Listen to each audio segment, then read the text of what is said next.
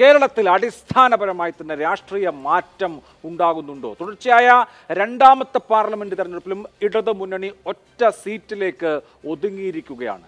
കഴിഞ്ഞ തവണ രാഷ്ട്രീയ സാഹചര്യം വ്യത്യസ്തമായിരുന്നു. ശബരിമല വികാരം, രാഹുൽ ഗാന്ധി ഇമ്പാക്ട് തുടങ്ങിയവ വിഷയമായിരുന്നെങ്കിൽ ഇത്തവണ തരംഗരഹിതമായ തെരഞ്ഞെടുപ്പ് എന്നാണ് എല്ലാവരും പറഞ്ഞിരുന്നത്. പക്ഷേ വടക്കൻ കേരളത്തിലെ മണ്ഡലങ്ങളിലെ ഭൂരിപക്ഷം എടുത്താൽ വമ്പിച്ച വിജയം UDF നേടുകയും ഇടതുമുന്നണി സ്വന്തം കോട്ടകളിൽ പോലും തകർന്നടിയുകയും BJP അതിന്റെ ചരിത്രത്തിലെ ഏറ്റവും ഉയർന്ന വോട്ട് ഷെയർ സ്വന്തമാക്കുകയും കേരളത്തിൽ ഒരു സീറ്റ് ജയിക്കുകയും ചെയ്തത് ഒരു ചൂണ്ടുപലകയാണോ?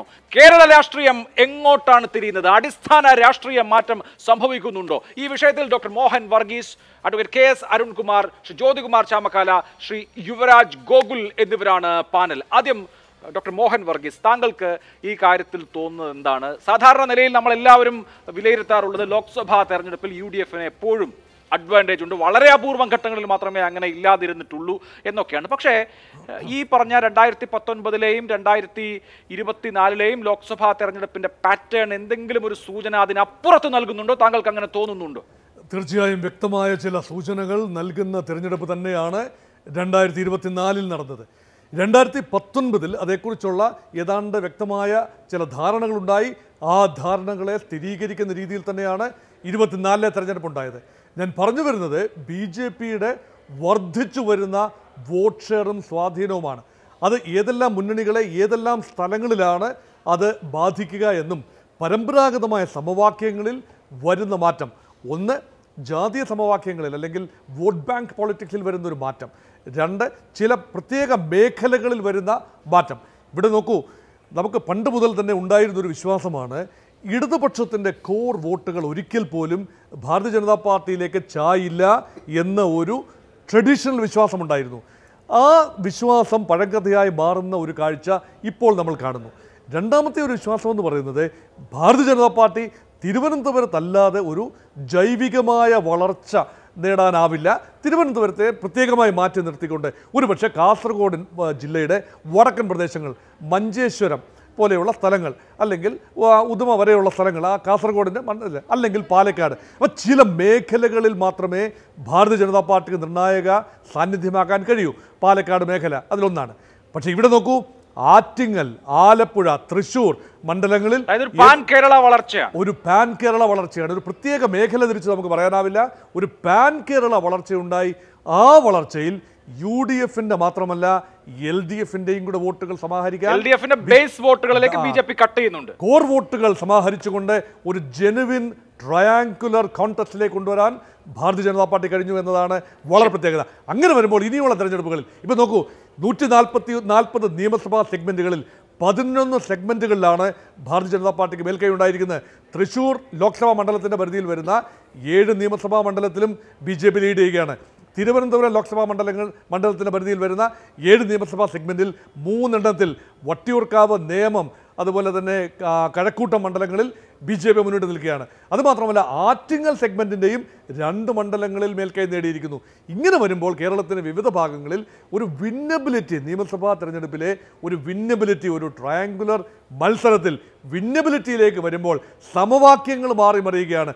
ഒരു ഏതെങ്കിലും കാരണവശാൽ ഒരു തൂക്ക് നിയമസഭ വന്നാൽ അവിടെ നിർണായക കക്ഷിയായി ഭാരതീയ ജനതാ പാർട്ടി വരുന്ന അവസ്ഥയൊന്ന് ആലോചിച്ച് നോക്കൂ. അവിടെയാണ് കാതലായ മാറ്റം വന്നു എന്ന് ഞാൻ കരുതുന്നത്. ഓക്കെ, അങ്ങനെ സംഭവിക്കുന്നുണ്ടെങ്കിൽ എന്താണ് അതിന് കാരണം? ശ്രീ KS അരുൺകുമാർ, ഇപ്പോൾ വലിയ തിരിച്ചടി ഇടത് ജനാധിപത്യ മുന്നണിക്കുണ്ടായി എന്നുള്ളതിനെ നമുക്ക് പല ഘടകങ്ങളുടെ അടിസ്ഥാനത്തിൽ വിലയിരുത്താം. ചിലപ്പോൾ ഇമോഷണലായ വോട്ടിംഗ് ഉണ്ടാകുമ്പോൾ ഭരണ മുന്നണി പരാജയപ്പെടുന്ന സാഹചര്യം ഉണ്ടാകാറുണ്ട്. കേരളത്തിലെ LDFും UDFും അത് നേരിട്ടിട്ടുണ്ട്. പക്ഷേ അതിനപ്പുറത്തുള്ള ഫാക്ടേഴ്സ് ഇത്തവണ ഉണ്ട് എന്ന് വിചാരിക്കാൻ കാരണങ്ങളുണ്ടോ? ശരിയാണ്, ഭരണവിരുദ്ധ വികാരം ഉണ്ടായിരുന്നു എന്ന് വടക്കൻ കേരളത്തിലേക്ക് വോട്ടിംഗ് പാറ്റേൺ കാണുമ്പോൾ മനസ്സിലാവും. ജനങ്ങൾ തീരുമാനിച്ചുറപ്പിച്ച് വീട്ടിൽ നിന്നിറങ്ങി ഭരണത്തിനെതിരെ കൂടി ഒരു വിലയിരുത്തൽ നടത്തി എന്ന് വേണമെങ്കിൽ വിലയിരുത്താം. പക്ഷേ അതിനപ്പുറത്ത് നിങ്ങളുടെ അടിസ്ഥാന വോട്ടുകൾ, കോർ വോട്ടുകൾ തന്നെ കൈമോശം വരുന്ന നിലയിലേക്ക് ഒരു സൂചന ഈ തെരഞ്ഞെടുപ്പിൽ ദൃശ്യമാണോ? എന്താണ് തോന്നുന്നത്?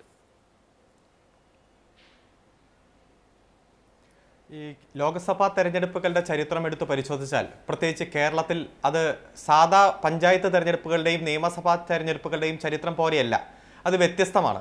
കഴിഞ്ഞ 40 കൊല്ലത്തെ ലോക്സഭാ തെരഞ്ഞെടുപ്പിന്റെ റിസൾട്ട് എടുത്താൽ 11 തെരഞ്ഞെടുപ്പുകളിൽ 8 തവണയും UDFന് വമ്പിച്ച മുന്നേറ്റം ഉണ്ടാകുന്ന ഒരു തെരഞ്ഞെടുപ്പ് റിസൾട്ടാണ് ഈ കേരളത്തിൽ നിന്നുണ്ടാകാറ്. അതിൽ വ്യത്യസ്തമായത് 2014 LDFന് വൻ മുന്നേറ്റം ഉണ്ടായത്. ബാക്കി എല്ലാ തെരഞ്ഞെടുപ്പ് എടുത്തു നോക്കിയാലും UDF തന്നെയാണ് വലിയ തരത്തിൽ തെരഞ്ഞെടുപ്പിൽ നേട്ടമുണ്ടാക്കിയിട്ടുള്ളത് എന്ന് ചരിത്രമെടുത്ത് പരിശോധിച്ചാൽ നമുക്ക് കാണാൻ കഴിയും. ഇപ്പോൾ കഴിഞ്ഞ ലോക്സഭാ തെരഞ്ഞെടുപ്പ് 2019-ലും 2024-ലും ഞങ്ങൾക്ക് ഒരു സീറ്റ് മാത്രമേ ഉള്ളൂ. വോട്ടിംഗ് ശതമാനം എടുത്താലും ഞങ്ങൾ നിയമസഭാ തെരഞ്ഞെടുപ്പിലെ വോട്ടിംഗ് ശതമാനം ആയി താരതമ്യപ്പെടുത്തുമ്പോൾ വളരെ പിന്നിൽ തന്നെയാണ്.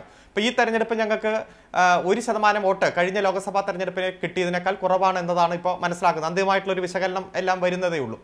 ഏതായാലും ഈ കുറവുകൾ ഞങ്ങൾ പരിശോധിക്കും.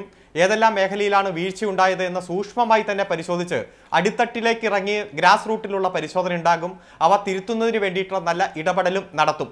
നമുക്കറിയാം, കഴിഞ്ഞ കുറച്ച് നാളായി കേന്ദ്ര ഭരണം ഉപയോഗിച്ചുകൊണ്ട് കേരളത്തെ തകർക്കാൻ പ്രത്യേകിച്ച് കേന്ദ്ര ഇൻവെസ്റ്റിഗേഷൻ ഏജൻസികളെ ദുരുപയോഗം ചെയ്തു. ഗവർണറെ ഉപയോഗിച്ചുകൊണ്ടുള്ള രാഷ്ട്രീയം കളി, സാമ്പത്തിക ഫെഡറലിസം തകർത്തുകൊണ്ട് ഉപരോധം ഏർപ്പെടുത്തുന്ന അതിനെതിരെയൊക്കെ ജനവിധി ഉണ്ടാവേണ്ടതല്ലേ അരുൺ? അതൊക്കെ നമ്മൾ ഇലക്ഷന് മുമ്പ് ചർച്ച ചെയ്ത വിഷയങ്ങളാണ്. ഇലക്ഷനിൽ എന്ത് സംഭവിച്ചു എന്നുള്ളതാണ് നമുക്ക് അറിയേണ്ടത്. ഇപ്പൊ താങ്കൾ പറഞ്ഞു ലോക്സഭാ തെരഞ്ഞെടുപ്പിന്റെ ചരിത്രം നോക്കൂ. കഴിഞ്ഞ ഒരു 3 പതിറ്റാണ്ട് എടുക്കൂ. 96-ലെ ലോക്സഭാ തെരഞ്ഞെടുപ്പിൽ LDFനും UDFനും കേരളത്തിൽ 10 വീതം സീറ്റുകളാണ്. ഇതുപോലെ ഒരു സീറ്റിലേക്ക് ചുരുങ്ങിപ്പോയില്ല. 98-ൽ 12-8 ആണ്, 99-ൽ 11-9 ആണ്, 2004-ൽ നിങ്ങൾക്ക് 18 സീറ്റ്. അത് കഴിഞ്ഞിട്ട് 4 സീറ്റിലേക്ക് നിങ്ങൾ 16-4 എന്നുള്ള നിലയിൽ അന്നത്തെ രാഷ്ട്രീയ സാഹചര്യത്തിൽ ചുരുങ്ങുന്നു. അതിനുശേഷം നടന്ന തെരഞ്ഞെടുപ്പിൽ 12-8 ആണ്. നിങ്ങൾ ഈ ഒരു സീറ്റിലേക്ക് ചുരുങ്ങിപ്പോയ ഈ സമീപകാലത്തെ 3 പതിറ്റാണ്ടിന് 4 പതിറ്റാണ്ടിനിടയിലെ രണ്ടാമത്തെ ഘട്ടം മാത്രമാണ്. ഈ കഴിഞ്ഞ 2 തെരഞ്ഞെടുപ്പുകളിലാണ് നിങ്ങൾ ഒരു സീറ്റിലേക്ക് പരിമിതപ്പെട്ടു പോയത്, വോട്ട് ഷെയർ ഇത്ര പരിമിതപ്പെട്ടു പോയത്. അതുകൊണ്ട് ലോക്സഭാ തെരഞ്ഞെടുപ്പിന്റെ നടപ്പുശീലം ഇതാണ് എന്ന അവലോകനം കൊണ്ട് അതിൽ കാര്യമില്ല. അല്ല, ഞാനത് പറഞ്ഞു വന്നത് പൂർത്തീകരിക്കാൻ അങ്ങ് സമ്മതിച്ചില്ല. ഈ കേന്ദ്ര നയങ്ങളും അത് വച്ചുകൊണ്ടുള്ള പ്രചരണങ്ങളും ഗവൺമെന്റിന്റെ പ്രവർത്തനങ്ങളെ ശിഥിലമാക്കാൻ വേണ്ടി നടത്തിയ ഇടപെടലുകളുമെല്ലാം ഈ തെരഞ്ഞെടുപ്പിൽ സജീവമായി വലതുപക്ഷം ഉപയോഗിച്ചിട്ടുണ്ട്, BJP ഉപയോഗിച്ചിട്ടുണ്ട് എന്നതാണ് ഞാൻ പറഞ്ഞു വന്നത്. ഇപ്പൊ പെൻഷൻ കൊടുത്തില്ല എന്നുള്ള വിവാദം, ആരോപണം, അതോടൊപ്പം തന്നെ അതിനുശേഷം നമ്മുടെ റേഷൻ കടകളും മറ്റ് മാവേലി സ്റ്റോറുകളും വേണ്ടത്ര തരത്തിൽ പ്രവർത്തിച്ചിട്ടില്ല എന്നുള്ള സാഹചര്യം, ഇവയെല്ലാം കേന്ദ്ര നയത്തിന്റെ ഭാഗമായിട്ടാണ് എന്ന് വിശദീകരിക്കാൻ വലിയ തരത്തിൽ ഉള്ള യാഥാർത്ഥ്യം ജനങ്ങൾക്ക് മുന്നിൽ അവതരിപ്പിക്കുമ്പോഴും പലതരത്തിലുള്ള തെറ്റായിട്ടുള്ള പ്രചരണങ്ങൾ വലിയ രൂപത്തിൽ നടന്നിട്ടുണ്ട്. അതുകൊണ്ട് തന്നെയാണ് മുഖ്യമന്ത്രി പറഞ്ഞത്, ഭരണ നേട്ടങ്ങൾ ജനങ്ങളിൽ എത്തിക്കുന്നതും ഭരണത്തെ തെറ്റായി ചിത്രീകരിക്കുന്ന തരത്തിൽ വലിയ ഇടപെടലുകൾ സംഘടിതമായി മാധ്യമങ്ങളും വലതുപക്ഷം നടത്തിയതിനെ ചെറുക്കാൻ വേണ്ടിയിട്ടുള്ള നടപടിക്രമങ്ങൾ പോലും ഞങ്ങൾ സ്വീകരിക്കും എന്ന് സൂചിപ്പിച്ചത്. അങ്ങ് സൂചിപ്പിച്ചു 2019-ൽ ഞങ്ങൾ ഒരു സീറ്റിലേക്ക് കുറഞ്ഞു, വോട്ടിംഗ് ശതമാനത്തിൽ കുറവ് വന്നു. അതിനുശേഷം ഒരു വർഷത്തിനിടയിൽ നടന്ന തെരഞ്ഞെടുപ്പിൽ 6 കോർപ്പറേഷനിൽ 5ഉം വിജയിച്ച് ശരി, ഓക്കെ. ചെറിയ സാങ്കേതിക തകരാറുണ്ട്, അത് പരിഹരിച്ചതിന് ശേഷം ഞാൻ താങ്കളിലേക്ക് വരാം. ആ പറഞ്ഞ കാര്യം ശരിയാണ്. ശ്രീ ജ്യോതികുമാർ ചാമക്കാല, അപ്പോൾ ഇത് ആകപ്പാടെ ഒരു വലിയ ടെക്ടോണിക് ഷിഫ്റ്റായി കാണേണ്ട കാര്യമുണ്ടോ? അങ്ങനെ കാണേണ്ടതില്ല എന്ന് വിശ്വസിക്കാൻ നമുക്ക് പല കാരണങ്ങളുണ്ട്. ഒന്ന്, ഈ പറഞ്ഞ 2019-ലെ ലോക്സഭാ തിരഞ്ഞെടുപ്പിൽ വലിയ തിരിച്ചടി ഉണ്ടായി ഇടതുമുന്നണിക്ക്. നിങ്ങൾക്ക് ഇപ്പോൾ കിട്ടിയ സീറ്റുകളെക്കാൾ കൂടുതൽ നിയമസഭാ സെഗ്മെന്റ് എടുക്കുകയാണെങ്കിൽ 120ഓളം നിയമസഭാ സെഗ്മെന്റുകളിൽ UDF 1ാം സ്ഥാനത്ത് വന്നു. പക്ഷേ അതിനുശേഷം തൊട്ടുശേഷം നടന്ന മാസങ്ങൾക്ക് ശേഷം നടന്നിട്ടുള്ള ഉപതെരഞ്ഞെടുപ്പുകളിൽ UDFന്റെ കയ്യിലുണ്ടായിരുന്ന കോന്നിയും വട്ടിയൂർക്കാവും അടക്കം പരാജയപ്പെടുന്നത് നമ്മൾ കണ്ടു. അത് കഴിഞ്ഞ് മാസങ്ങൾക്ക് ശേഷം അടുത്ത ഡിസംബറിൽ നടന്ന പഞ്ചായത്ത് തെരഞ്ഞെടുപ്പിൽ, തദ്ദേശ സ്ഥാപന തെരഞ്ഞെടുപ്പുകളിൽ നിങ്ങൾ തോറ്റു. നിയമസഭാ തെരഞ്ഞെടുപ്പിലും തോറ്റു. LDFന്റെ വോട്ട് ഷെയർ അവർ അതേപോലെ തിരിച്ചു പിടിക്കുന്നത് നമ്മൾ കാണുകയും ചെയ്തു. അപ്പോൾ ഈ തെരഞ്ഞെടുപ്പിൽ LDFന്റെ വോട്ട് ഷെയറിൽ ഇറോഷൻ സംഭവിച്ചിട്ടുണ്ട്. നിങ്ങളുടെ വോട്ട് ഷെയറും കഴിഞ്ഞ ലോക്സഭാ തെരഞ്ഞെടുപ്പിനെ അപേക്ഷിച്ച് കുറഞ്ഞിട്ടുണ്ട്. അതുകൊണ്ട് ഇത് സ്റ്റാറ്റിക് ആണ് എന്ന് വിചാരിക്കേണ്ട കാര്യമുണ്ടോ? അഭിലാഷേ, ഇവിടെ ഈ തെരഞ്ഞെടുപ്പ് ഫലം വിലയിരുത്തുമ്പോൾ ഇനി എന്ത് സംഭവിക്കും, കഴിഞ്ഞ പ്രാവശ്യം അങ്ങനെ സംഭവിച്ചു, നമ്മൾ സ്വാഭാവികമായിട്ടും നമ്മൾ കമ്പയർ ചെയ്യാറുണ്ട്. കഴിഞ്ഞ പാർലമെൻറ്റ് തെരഞ്ഞെടുപ്പുമായി ഇതിനെ കമ്പയർ ചെയ്യാറുണ്ട്. കഴിഞ്ഞ പാർലമെൻറ്റ് തെരഞ്ഞെടുപ്പിൽ UDFന് 19 സീറ്റ് ജയിക്കാൻ കഴിഞ്ഞിട്ടുണ്ട്. ഇപ്പോൾ UDFന് 18 സീറ്റിൽ ജയിക്കാൻ കഴിഞ്ഞിട്ടുണ്ട്. ഇടയ്ക്ക് വെച്ച് ഞങ്ങളുടെ സീറ്റ് യഥാർത്ഥത്തിൽ 18ആയി മാറിയിരുന്നു കോട്ടയത്തെ ചേഞ്ചിലൂടെ. അപ്പോൾ ഇപ്പോൾ നോക്കൂ, ഇപ്പോൾ ഈ തെരഞ്ഞെടുപ്പിൽ UDFനെ സംബന്ധിച്ച് 2 MPമാർ സിറ്റിംഗ് MPമാർ പരാജയപ്പെട്ടിട്ടുണ്ട്, യാഥാർത്ഥ്യമാണ്. LDFനെ സംബന്ധിച്ച് 2 സിറ്റിംഗ് MPമാർ പരാജയപ്പെട്ടിട്ടുണ്ട്, കോട്ടയത്തും ആലപ്പുഴയിലും. അതുപോലെ തന്നെ പിന്നെ MLAമാർ ശ്രീ ഷാഫി പറമ്പിലും ശ്രീ കെ രാധാകൃഷ്ണൻ മാത്രമാണ് ജയിച്ചത്. ശ്രീമതി ശൈലജ ടീച്ചറും അതുപോലെ ജോയിയും അതുപോലെ മുകേഷും ഒക്കെ പരാജയപ്പെട്ടിരിക്കുന്നു. CPMന്റെ പോളിറ്റ് ബ്യൂറോ അംഗം തന്നെ പരാജയപ്പെട്ടിരിക്കുന്നു പാലക്കാട്, ഉറച്ച സീറ്റ് എന്നവർ പറഞ്ഞിരുന്ന സ്ഥലത്ത്. BJPയുടെ 2 കേന്ദ്രമന്ത്രിമാർ പരാജയപ്പെട്ടിരിക്കുന്നു. പക്ഷേ ഇതിനൊക്കെ അപ്പുറത്തേക്ക് നമ്മൾ വസ്തുതകളായി തന്നെ കാണുമല്ലോ. തെരഞ്ഞെടുപ്പിൻ്റെ റിസൾട്ട് വന്നിരിക്കുന്നു. തെരഞ്ഞെടുപ്പിൻ്റെ റിസൾട്ട് വരുമ്പോൾ ഞങ്ങൾക്ക് 41 MLAമാരാണ് ഇപ്പോൾ ഉള്ളത്. താങ്കൾ പറഞ്ഞ കണക്കനുസരിച്ച് ഞങ്ങൾ 41 MLAമാരാണ്. ഇനി തിരിച്ചു പോകുന്നതിനെക്കുറിച്ച് ആലോചിക്കുന്നതിന് മുമ്പ് ഇപ്പോൾ നിൽക്കുന്ന സ്ഥലത്തെക്കുറിച്ച് നമ്മൾ ആലോചിക്കട്ടെ. അപ്പോൾ 41 MLAമാരുണ്ടായിരുന്ന ഞങ്ങൾക്ക് ഇപ്പം 111 സീറ്റുകളിൽ അസംബ്ലി സെഗ്മെൻറ്റുകളിൽ വിജയിക്കുവാൻ കഴിഞ്ഞിട്ടുണ്ട്. 70 സീറ്റുകളിൽ LDF MLA-മാരുള്ള 70 സീറ്റുകളിൽ ഞങ്ങൾക്ക് വിജയിക്കുവാൻ കഴിഞ്ഞിട്ടുണ്ട്. ഇപ്പോൾ BJPയെ സംബന്ധിച്ച് BJP തിരുവനന്തപുരം ജില്ലയിലും അതുപോലെ തന്നെ തൃശ്ശൂരുമൊക്കെ കടന്നുകയറ്റം നടത്തിയിട്ടുണ്ട്. BJP 11 സീറ്റുകളിൽ മുൻപിൽ വന്നിട്ടുണ്ട്. തൃശ്ശൂരിൽ 7 സീറ്റിലും ഇല്ല. അദ്ദേഹം പറഞ്ഞതുപോലെ തൃശ്ശൂരിലെ 6 സീറ്റിൽ BJP ഒന്നാം സ്ഥാനത്തേക്കും 1 സീറ്റിൽ ഗുരുവായൂർ അവിടെ UDF ഒന്നാം സ്ഥാനത്തേക്കും വന്നിട്ടുണ്ട്. തിരുവനന്തപുരം പാർലമെൻറ്റ് സെഗ്മെൻറ്റിൽ 3 സീറ്റിൽ ഒന്നാം സ്ഥാനത്ത് വന്നിട്ടുണ്ട്. നമ്മുടെ ആറ്റിങ്ങലിൽ 2 സീറ്റിലും വന്നിട്ടുണ്ട്. അപ്പോൾ അവിടെയൊക്കെ ഈ 11 സീറ്റിൽ 6 സീറ്റിലും രണ്ടാം സ്ഥാനത്ത് വന്നിട്ടുള്ളത് UDF ആണ്. ഈ 6 സീറ്റിലും 3-ാം സ്ഥാനത്തേക്കാണ് LDF പോയിട്ടുള്ളത്. 8 സീറ്റിൽ അവർ 2-ാം സ്ഥാനത്ത് വന്നിട്ടുണ്ട് BJP. ആ 8 സീറ്റിലും 1-ാം സ്ഥാനത്ത് വന്നിട്ടുള്ളത് UDF ആണ്. നോക്കൂ, ആ ഒരു കണക്ക് മാത്രം മതിയല്ലോ. 8 സീറ്റിൽ 2-ാം സ്ഥാനത്തേക്ക് വന്നിട്ടുള്ള BJP 2-ാം സ്ഥാനത്ത് വരുമ്പോൾ അവിടെ 1-ാം സ്ഥാനത്ത് ആരാണ്? അവിടെ 1-ാം സ്ഥാനത്ത് UDF ആണ്. ആ 8 അസംബ്ലി സെഗ്മെൻറ്റിൽ UDF 1-ാം സ്ഥാനത്ത് വരുമ്പോൾ ആരുടെ വോട്ടാണ് കുറഞ്ഞതെന്ന് അഭിലാഷ് പറയും. അപ്പോൾ തൃശ്ശൂരിൽ തന്നെ നോക്കൂ. തൃശ്ശൂരിൽ ഇപ്പോൾ താങ്കൾ ചോദിക്കുന്നത് തൃശ്ശൂരിലെ വിജയത്തെ സംബന്ധിച്ച്. തൃശ്ശൂരിൽ ജ്യോതികുമാർ ചാമക്കാല നിങ്ങളുടെ കഴിഞ്ഞ തവണത്തെ 2019 വോട്ട് ഷെയറിനെ അപേക്ഷിച്ച് നിങ്ങൾക്കാണ് 95,000 വോട്ടിന്റെ കുറവുണ്ടായത്. TN പ്രതാപന് കിട്ടിയതിന്റെ 95,000 വോട്ട് കുറവാണ് KM മുരളീധരന് കിട്ടിയത്. അപ്പോൾ ആരുടെ വോട്ടാണ് പോയത്? ഞാൻ അതിലേക്ക് വരാം. തൃശ്ശൂരിൽ നമുക്ക് 9 എന്താ പറയുന്നത്, നമുക്ക് പെർസെൻറ്റേജ് വൈസ് സംസാരിക്കാൻ പറ്റും. വോട്ടിൻ്റെ എണ്ണം പറയുമ്പോൾ സ്വാഭാവികമായിട്ടും പോൾ ചെയ്ത വോട്ടിൻ്റെ വ്യത്യാസം ഉണ്ടാവുമല്ലോ. ഞങ്ങൾക്ക് ഏകദേശം 9% വോട്ടിൻ്റെ കുറവ് വന്നിട്ടുണ്ട്. BJP സംബന്ധിച്ച് 9% വോട്ടിൻ്റെ കൂടുതൽ വന്നിട്ടുണ്ട്. അതിലൂടെയാണ് അവർക്ക് ജയിക്കാൻ കഴിഞ്ഞിട്ടുള്ളത്. അതിൻ്റെ അർത്ഥം ഈ വോട്ടെല്ലാം ഒരുപോലെ തന്നെ UDF-ൽ നിന്നും BJP-യിലേക്ക് പോയെന്നല്ലോ. അല്ല, ഞാൻ പറയാം, അതിൻ്റെ വസ്തുതകളൂടി പറയാം. അവിടെ 2-ാം സ്ഥാനത്ത് ഇപ്പം ഞങ്ങൾ 2-ാം സ്ഥാനത്ത് വന്നിരിക്കുകയാണ് തൃശ്ശൂർ മണ്ഡലത്തിൽ, തൃശ്ശൂർ അസംബ്ലി സെഗ്മെൻറ്റിൽ സുനിൽകുമാർ MLA ആയിരുന്നു. സംസ്ഥാനത്തിൻ്റെ മന്ത്രിയായി CPI-യുടെ സംസ്ഥാനത്തെ അറിയപ്പെടുന്ന നേതാവായി നല്ലൊരു മന്ത്രിയായിരുന്ന CPI-യുടെ സംസ്ഥാന നേതാക്കന്മാരിൽ എണ്ണിയെടുക്കാൻ കഴിയുന്ന പ്രധാനപ്പെട്ട നേതാക്കളിൽ ഒരാളാണ് അദ്ദേഹവും. അദ്ദേഹത്തിന് മുമ്പ് മത്സരിച്ച രാജാജി മാത്യു മത്സരിക്കുമ്പോൾ ഒരേ വോട്ട് കിട്ടിയാൽ മതിയോ അഭിലാഷേ? മാത്രമല്ല ആ തൃശ്ശൂർ അസംബ്ലി സെഗ്മെൻറ്റിൽ അദ്ദേഹം 3-ാം സ്ഥാനത്തേക്ക് പോയിരിക്കുന്നു അല്ലേ? അപ്പോൾ അങ്ങനെ നോക്കിയാൽ ശ്രീ ജ്യോതികുമാർ ചാമക്കാല ഗുരുവായൂരും തൃശ്ശൂരും ഒഴികെ ബാക്കിയുള്ളപ്പോൾ പുതുക്കാട്, മണലൂർ പോലെയുള്ള മണ്ഡലങ്ങളിൽ എന്താണ് അവസ്ഥ? ഞാൻ പറയാം. ആ വാദം അവിടെ ഉന്നയിക്കുമ്പോൾ നിങ്ങൾക്ക് ആ വാദം അതേപടി തിരിച്ചു വരികയാണ്. ഞാൻ ചോദിക്കുന്നത് സ്ഥാനാർത്ഥിയെ ബേസ് ചെയ്തുകൊണ്ടാണ് ഞാൻ ചോദിക്കുന്നത്. സ്ഥാനാർത്ഥിയെ ബേസ് ചെയ്താണ് ചോദിക്കുന്നത്. ഒരാൾ അസംബ്ലി സെഗ്മെന്റ് കൈകാര്യം ചെയ്യുന്ന ഒരാൾ തന്നെ പാർലമെന്റിലേക്ക് മത്സരിക്കുമ്പോൾ, ഞാൻ വേറൊരു MLA കുറിച്ചല്ലോ പറഞ്ഞേ, ഞാൻ എപ്പോഴും ബിന്ദുവിനെ കുറിച്ച് അല്ലല്ല. പരമ്പരാഗത UDF ശക്തി കേന്ദ്രമാണ്. തെറമ്പിൽ രാമകൃഷ്ണൻ തുടർച്ചയായി ജയിച്ചു വന്നിരുന്ന മണ്ഡലമാണ്. അതേനെ, അതിനുശേഷമാണല്ലോ ശ്രീ നമ്മൾ ഇനി സംസ്ഥാനത്തെ മന്ത്രിമാരുടെ സെഗ്മെന്റുകളിലൊക്കെ എങ്ങനെയാണ് സംഭവിച്ചിട്ടുള്ളത്? അപ്പോൾ തൃശ്ശൂരിൽ ഈ പറഞ്ഞതുപോലെ ഞങ്ങൾ 2 സ്ഥലത്ത് ഞങ്ങളാണ് 2-ാം സ്ഥാനത്ത്. ഇപ്പോഴും തൃശ്ശൂർ ഉൾപ്പെടെ ഇരിങ്ങാലക്കുട ഉൾപ്പെടെ ഞങ്ങളാണ് 2-ാം സ്ഥാനത്ത്. അപ്പോൾ അവിടെ ഇരിങ്ങാലക്കുട നിങ്ങൾ 2-ാം സ്ഥാനത്ത്, ഗുരുവായൂർ 1-ാം സ്ഥാനത്ത്, ബാക്കി മണ്ഡലങ്ങളോ? അതെ, അങ്ങനെ ഞാൻ പറഞ്ഞത് ബാക്കി മണ്ഡലങ്ങൾ 3-ാം സ്ഥാനത്താണ്. അല്ല, ശരിയാണ്, സമ്മതിക്കുന്നു. പക്ഷേ അപ്പോഴും മറ്റു ചില കാര്യങ്ങൾ പറയുന്നു. പുതുക്കാടിൽ നെന്മണിയ, നമുക്ക് പഞ്ചായത്ത് വയസ്സിലേക്ക് വേണമെങ്കിൽ പോകാം. നെന്മണിയ പഞ്ചായത്ത്, അതുപോലെ വലച്ചിറ പഞ്ചായത്ത്, ഇതൊക്കെ ഞങ്ങൾ ഒരിക്കൽ പോലും അധികാരത്തിൽ വന്നിട്ടില്ല. ആ പഞ്ചായത്തുകളിൽ ഉൾപ്പെടെ BJP 1-ാം സ്ഥാനത്തേക്ക് കടന്നു വരുന്നു എന്ന് പറഞ്ഞാൽ ഞങ്ങളുടെ കുറവുണ്ടാണോ? അല്ലല്ലോ. അപ്പോൾ വസ്തുതകളായി കണ്ടുകൊണ്ട് നമുക്ക് പോകാം. ആറ്റിങ്ങലിൽ MLA കഴിഞ്ഞ അസംബ്ലി സെഗ്മെൻറ്റിൽ അസംബ്ലി സെഗ്മെൻറ്റിൽ അവിടുത്തെ MLA-ക്ക് എത്ര ശതമാനം വോട്ടിൻ്റെ ലീഡ് ഉണ്ടായിട്ടുണ്ട്? അവിടെ 1-ാം സ്ഥാനത്തേക്ക് BJP കടന്നു കയറുന്നു എന്ന് പറയുമ്പോൾ കാട്ടാക്കട IB സതീഷ് കഴിഞ്ഞ 2 പ്രാവശ്യമായി നഴ്സ് ചെയ്യുന്ന കോൺസ്റ്റിറ്റ്യുവൻസിയാണ്. അവിടേക്ക് കടന്നു കയറുന്നത് BJP-ആണ് 1-ാം സ്ഥാനത്തേക്ക് വരുന്നത്. അപ്പോൾ ആ രീതിയിലൊക്കെ CPM-ൻ്റെ മണ്ണിനടിയിലെ കാലിനടിയിലെ മണ്ണൊലിച്ചു പോകുന്നു. ഞങ്ങളെ സംബന്ധിച്ച് വീഴ്ച ഉണ്ടായിട്ടുണ്ട്. ഞാൻ പറയാം, ഞങ്ങൾ ഏകപക്ഷീയമായി ഇതെല്ലാം CPM-ൻ്റെ മാത്രം നിങ്ങൾ പറഞ്ഞില്ല, LDF-ൻ്റെയും UDF-ൻ്റെയും വോട്ട് ഷെയർ കുറവ് വന്നിട്ടുണ്ട്. ഞാൻ എൻ്റേതായ ഒരു കാൽക്കുലേഷൻ നോക്കുമ്പോൾ സ്വാഭാവികമായിട്ടും രണ്ടുപേരുടെയും ഏകദേശം അറൗണ്ട് 2% വോട്ടിൻ്റെ ഷോർട്ടേജ് വന്നിട്ടുണ്ട്. ആ ഷോർട്ടേജ് അറൗണ്ട് 4% ആയിട്ട് 15-ൽ നിന്ന് 19-ലേക്ക് BJP-യിലേക്ക് പോയിട്ടുണ്ട് എന്ന യാഥാർത്ഥ്യം, ആ യാഥാർത്ഥ്യം ഉൾക്കൊള്ളണം. അപ്പോഴും ഞാൻ പറഞ്ഞ അവസാനിപ്പിച്ചിട്ട്, അപ്പോഴും ഞങ്ങളുടെ ഭാഗത്തൊരു മിസ്റ്റേക്കും ഇല്ല എന്ന നിലപാട് ശരിയല്ല. വീഴ്ചകളുണ്ടെങ്കിൽ അത് കണ്ടെത്തുകയും പരിഹരിക്കുകയും വേണം. ഇവിടെ പറയുന്നത് എന്താണ്? ഞങ്ങൾ ദേശീയ നേതൃത്വം അല്ലെങ്കിൽ കേന്ദ്ര സർക്കാർ ഞങ്ങളെ, നിങ്ങൾ പറഞ്ഞതെന്താ? തെരഞ്ഞെടുപ്പ് സമയത്ത് അഭിലാഷ ഇതേ വേദിയിൽ ഇതേ ഫ്ലോറിൽ തന്നെ പറഞ്ഞിട്ടില്ലേ, ഞങ്ങൾക്കുണ്ടായിട്ടുള്ള കേന്ദ്ര സർക്കാരിൽ നിന്നുണ്ടായിട്ടുള്ള പീഡനം, അതിനെ സംബന്ധിച്ച് അല്ലെങ്കിൽ ഞങ്ങൾക്ക് ഭരണവിരുദ്ധ വികാരം, ഇങ്ങനെ അവർ പറഞ്ഞത്, LDF പറഞ്ഞത് ഞങ്ങൾക്കുണ്ടായ ഭരണവിരുദ്ധ വികാരം ഞങ്ങൾ ക്യാമ്പയിനിലൂടെ മറികടന്നു എന്നാണ് അവർ തുടർച്ചയായി പറഞ്ഞുകൊണ്ടിരുന്നത്. അത് നടന്നില്ല എന്ന യാഥാർത്ഥ്യം ഉൾക്കൊള്ളണ്ടേ? അപ്പോൾ സർക്കാരിനെതിരായ ഒരു വികാരം ഉണ്ടായിരുന്നു എന്ന വസ്തുത, ജനങ്ങളിൽ നിന്നൊരു വിധിയെഴുത്തുണ്ടായിരിക്കുന്നു എന്നുള്ള വസ്തുത ഉൾക്കൊള്ളാൻ എന്തുകൊണ്ട് LDF തയ്യാറാകുന്നില്ല എന്നുള്ളതാണ് പ്രശ്നം. തീർച്ചയായും അത് അവർ പരസ്യമായി സമ്മതിക്കുമെന്ന് അറിയില്ല, പക്ഷേ ഉൾക്കൊള്ളാതെ തരമുണ്ടെന്ന് എനിക്ക് തോന്നുന്നില്ല. വീണ്ടും ചർച്ചയിലേക്ക് ശ്രീ യുവരാജ് ഗോകുൽ. BJP-യുടെ NDA-യുടെ കേരള ചരിത്രത്തിലെ ഏറ്റവും ഉയർന്ന വോട്ട് ഷെയറാണ്, ഒരു സീറ്റും വിജയിച്ചു. ഇതിനു മുമ്പുള്ള നിങ്ങളുടെ ഏറ്റവും ബെസ്റ്റ് പെർഫോമൻസ് വന്നത് 2019-ലാണ്. അന്ന് 15% മുകളിൽ വോട്ട്, 31 ലക്ഷത്തിനടുത്ത് വോട്ട് സമാഹരിച്ചു. അതാണ് ഇതുവരെയുള്ള ബെസ്റ്റ്. പക്ഷേ ആ ഘട്ടത്തിന് ശേഷം 2 കൊല്ലം കഴിഞ്ഞപ്പോൾ എന്താണ് സംഭവിച്ചത്?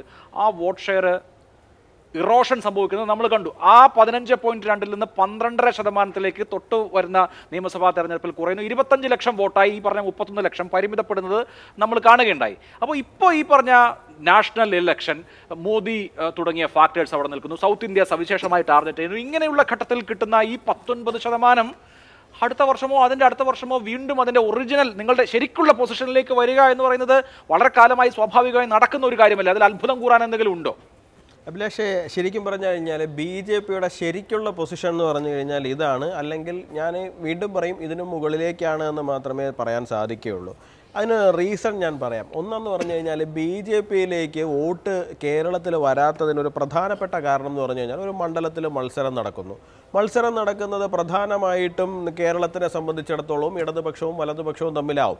അപ്പോൾ മറ്റൊരാൾ BJPക്ക് വോട്ട് ചെയ്യാനുള്ളൊരു പൊട്ടൻഷ്യൽ വോട്ടറാണെങ്കിൽ പോലും പോളിംഗ് ബൂത്തിലെത്തുന്ന സമയത്ത് ഞാനിവിടെ BJPക്ക് വോട്ട് ചെയ്യുന്നത് കൊണ്ട് ജയിക്കാൻ സാധ്യതയില്ല എന്നുള്ള കാരണത്താൽ മാറി ചിലപ്പോൾ ഇടതുപക്ഷ വിരുദ്ധത കൊണ്ടോ അല്ലെങ്കിൽ വലതുപക്ഷ വിരുദ്ധത കൊണ്ടോ വോട്ടിങ് പോകാനുള്ള, വലതുപക്ഷ സ്ഥാനാർത്ഥിയോടുള്ള വിരുദ്ധത കൊണ്ടോ വോട്ടിങ് പോകാനുള്ള സാധ്യതയുണ്ട്. അപ്പോൾ അതുകൊണ്ട് തന്നെ BJPക്ക് എല്ലാ കാലഘട്ടത്തിലും ഇപ്പോൾ 15% വോട്ട് കിട്ടിയിരുന്ന സമയത്ത് പോലും BJPക്ക് അല്ല, ഇപ്പോൾ ഉദാഹരണം പറഞ്ഞു കഴിഞ്ഞാൽ എനിക്ക് പല മണ്ഡലങ്ങളിലും, ഇപ്പോൾ കണ്ണൂർ പോലെയുള്ള പല മണ്ഡലങ്ങളിലും കഴിഞ്ഞ തവണ പോലും ശബരിമല വിഷയത്തിലെ വികാരം കാരണം നമുക്ക് BJPക്ക് വോട്ട് ചെയ്ത് കഴിഞ്ഞു കഴിഞ്ഞാൽ CPM ജയിച്ചാലോ എന്നുള്ള പേടി കൊണ്ട് കോൺഗ്രസിന് വോട്ട് ചെയ്തിട്ടുള്ള ആ 100 കണക്കിന് ആൾക്കാരെ എനിക്ക് വ്യക്തിപരമായിട്ട് തന്നെ പരിചയമുണ്ട്. ഞാൻ തന്നെ അവരോട് ചോദിച്ചു, നിങ്ങൾ ഇങ്ങനെ വോട്ട് ചെയ്യുകയാണെന്നുണ്ടെങ്കിൽ BJP എങ്ങനെയാണ് മുമ്പോട്ട് പോകുകയെന്ന് അവരോട് നമ്മൾ തന്നെ ചോദിക്കുന്ന സാഹചര്യങ്ങൾ ഉണ്ടായിട്ടുണ്ട്. അപ്പോൾ ആ 15% BJPയുടെ ആക്ച്വൽ പൊസിഷൻ അല്ല.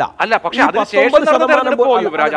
ഈ പറഞ്ഞ ശബരിമലയില്ല, മറ്റൊരു ഘടകവുമില്ല. BJP നല്ല സ്ഥാനാർത്ഥികളെ നിർത്തി 35 സീറ്റ് വിജയിക്കുമെന്ന് പ്രഖ്യാപിക്കുകയും ചെയ്തതാണ്. അന്ന് ഈ പറയുന്ന ഒരു ഘടകവും ഇല്ല. അതെ, അത് തന്നെയാണ് ഞാൻ പറഞ്ഞു വരുന്നത് അഭിലാഷേ. അതായത് ഇപ്പോൾ 2019 മാത്രമല്ല ശബരിമല വിഷയം മാത്രമല്ല, 2016 NDAക്ക് ഏതാണ്ട് ശതമാനം വോട്ട് കിട്ടിയിട്ടുണ്ട്. 2020 ലോക്കൽ ബോഡി തെരഞ്ഞെടുപ്പിൽ BJP NDAക്ക് ഏതാണ്ട് 15%-ലധികം വോട്ട് കിട്ടിയിട്ടുണ്ട്.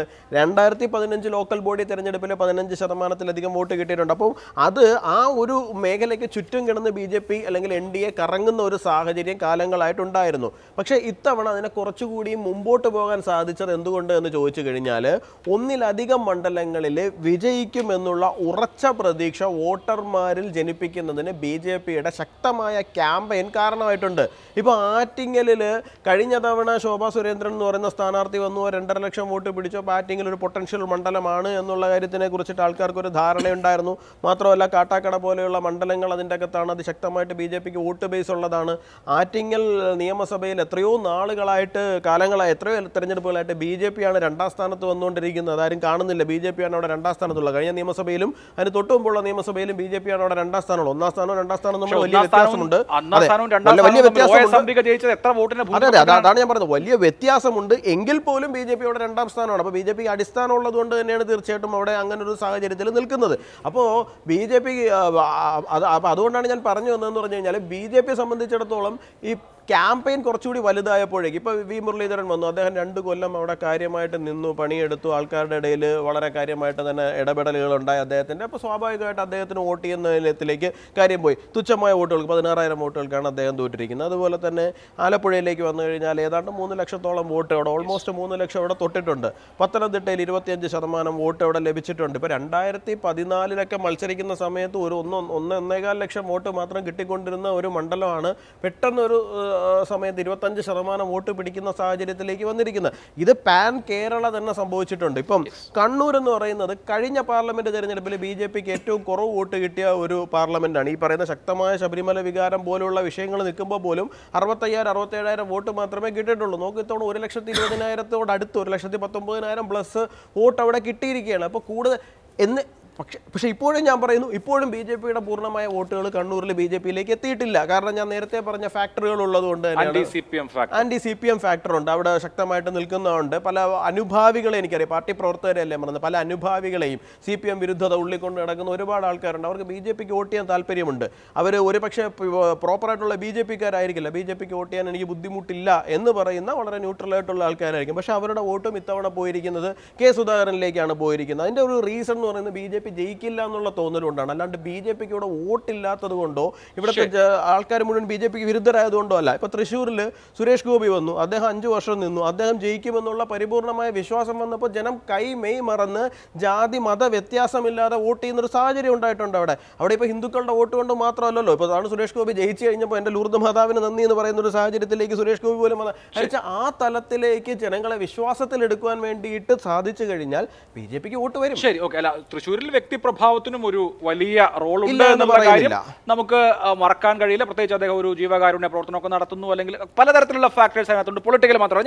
ഞാൻ ആ പോയിന്റിലേക്ക് വരുന്നതിന് മുമ്പ് ശ്രീ അരുൺകുമാർ നോക്കൂ, തൃശ്ശൂർ BJPയുടെ വോട്ട് ഷെയർ 37.80, തിരുവനന്തപുരം 35.52, ആറ്റിങ്ങൽ 31.64, ആലപ്പുഴ 28.30, പത്തനംതിട്ട 25.49. കേരള സംസ്ഥാനത്ത് BJPക്ക് ചില മണ്ഡലങ്ങളിൽ കിട്ടിയ വോട്ട് വിഹിതമാണ്. 2014-ലോ 2009-ലോ ഒന്നും നമുക്ക് ഇങ്ങനൊരു ഫിഗേഴ്സ് തിരുവനന്തപുരത്ത് ഒഴിച്ച് വേറെ എവിടെയും ഇമാജിൻ ചെയ്യാൻ പോലും കഴിയില്ല. ആറ്റിങ്ങലിൽ കഴിഞ്ഞ നമ്മുടെ ശോഭാ സുരേന്ദ്രൻ മത്സരിച്ചപ്പോഴാണ് അവർക്ക് 2 ലക്ഷത്തിന്റെ സമീപത്ത് വോട്ട് വരുന്നു, അവിടെ ഒരു പൊട്ടൻഷ്യൽ ഉണ്ടെന്ന് അവർ തിരിച്ചറിയുന്നത്. ഇപ്പോൾ പത്തനംതിട്ട കഴിഞ്ഞ തവണ വേണമെങ്കിൽ ശബരിമല ഇമ്പാക്ട് എന്ന് പറയാം. ആലപ്പുഴ നോക്കൂ, കഴിഞ്ഞ തവണ 1,87,000 ആയിരുന്നു, ഇത്തവണ ഓൾമോസ്റ്റ് 3 lakhs, 3 ലക്ഷത്തിലേക്കാണ് ശോഭാ സുരേന്ദ്രൻ മത്സരിക്കുമ്പോൾ അവരുടെ വോട്ട് ഉയർന്നത്.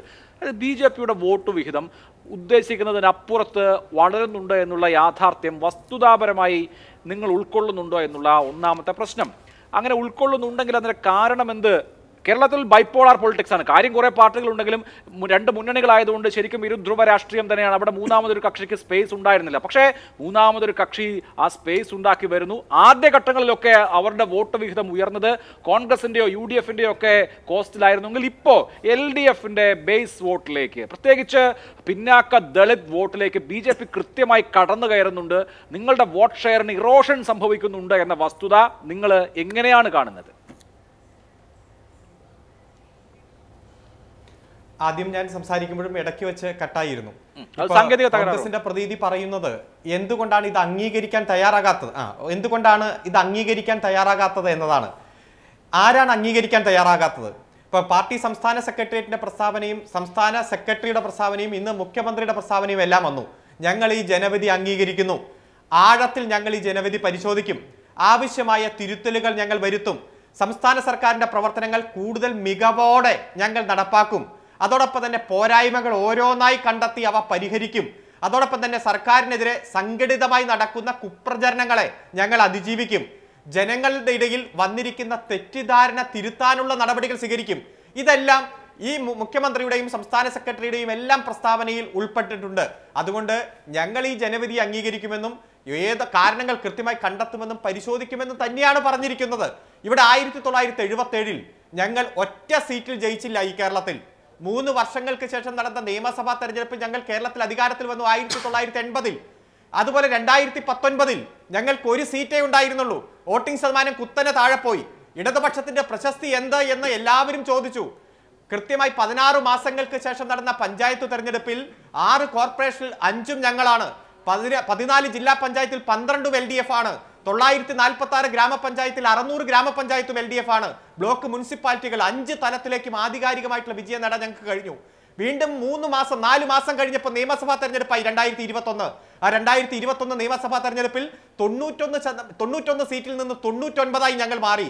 ഏറ്റവും വലിയ വിജയം നേടി. 42% വോട്ടിൽ നിന്ന് 45.3% വോട്ടായി മാറി. അതെന്താണ് അങ്ങനെ മാറാൻ കാരണം? 2019 ഉണ്ടായിട്ടുള്ള പരാജയത്തിന്റെ കാരണങ്ങൾ കണ്ടെത്തി കൂടുതൽ വിനയാന്വിതരായി ഞങ്ങൾ ജനങ്ങളിലേക്ക് ഇറങ്ങിച്ചെന്ന് പരാജയ കാരണങ്ങൾ ഓരോന്നായി കണ്ടെത്തി പരിഹരിക്കാനും കുറവുകൾ കണ്ടെത്തി അവ നികത്തി ജനങ്ങൾക്കൊപ്പം നിന്നു എന്നതുകൊണ്ട് തന്നെയാണ്. അതുകൊണ്ട് ഇപ്പോഴുണ്ടായിട്ടുള്ള തിരിച്ചടി 2019 സമാനമായിട്ടുള്ള സാഹചര്യം, ഒരു സീറ്റ് മാത്രമാണ് ഞങ്ങൾക്കുള്ളത്. കുറവുകൾ ഞങ്ങൾ കണ്ടെത്തും, എവിടെയാണ് പോരായ്മ വന്നത് എന്ന് മനസ്സിലാക്കും, അവ പരിഹരിക്കാൻ കൃത്യമായി ഞങ്ങൾ ജനങ്ങൾക്ക് ഇറങ്ങിച്ചെന്ന് അവ പരിഹരിക്കാൻ വേണ്ടിയിട്ടുള്ള നടപടിക്രമങ്ങൾ സ്വീകരിക്കും. പിന്നെ BJPയുടെ മുന്നേറ്റവുമായി ബന്ധപ്പെട്ടുകൊണ്ടുള്ള ചോദ്യം, 16% വോട്ട് BJPക്ക് ഇപ്പോൾ കിട്ടിയിട്ടുണ്ട്. ഈ പറഞ്ഞ 4 മണ്ഡലങ്ങൾ തൃശ്ശൂരായാലും ആറ്റിങ്ങലായാലും അതുപോലെ തന്നെ ആലപ്പുഴയായാലും പത്തനംതിട്ടയായാലും മുന്നേറ്റം ഉണ്ടായിട്ടുണ്ട്. ആ വോട്ട് വർദ്ധിക്കാനുണ്ടായിട്ടുള്ള ശതമാനം ഞാൻ ആദ്യം സൂചിപ്പിച്ചതുപോലെ പല കാരണങ്ങൾ അതിനുണ്ട്. വിശദമായിട്ടുള്ള പരിശോധന ഞങ്ങൾ നടത്തും. അതോടൊപ്പം തന്നെ കേന്ദ്ര നയങ്ങൾ ശരിക്കും സൃഷ്ടിച്ചിരിക്കുന്ന പ്രതിസന്ധി, കേരളത്തിൽ ഉണ്ടായിട്ടുള്ള പ്രതിസന്ധിയെ നന്നായി വോട്ടാക്കി മാറ്റാനും അത് ക്യാമ്പയിൻ ചെയ്യാനും BJPക്ക് കഴിഞ്ഞിട്ടുണ്ട്.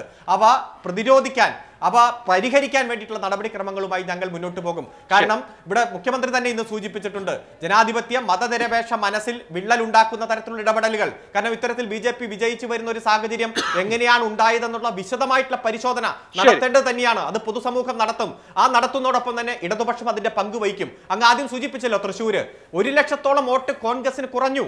ഞങ്ങൾക്ക് 10-15,000 വോട്ട് കഴിഞ്ഞ 2019 2024 വന്നപ്പോൾ കൂടി. ഞങ്ങൾക്ക് 15,000 വോട്ട് കൂടുമ്പോഴും ഞങ്ങൾ തോറ്റു. ആ തോക്കാനുണ്ടായ കാരണം കോൺഗ്രസിന്റെ 1 ലക്ഷത്തോളം വോട്ടിൽ 2019 കണക്കിന്റെ അടിസ്ഥാനത്തിൽ പരിശോധിച്ചാൽ അങ്ങനെയാണ്. 2021 കണക്കിന്റെ അടിസ്ഥാനത്തിൽ പരിശോധിച്ചാൽ നമ്മളിപ്പോ ഈ വോട്ടുകളൊക്കെ എങ്ങോട്ട് പോകുന്ന ചോദ്യം ചോദിക്കേണ്ടി വരും.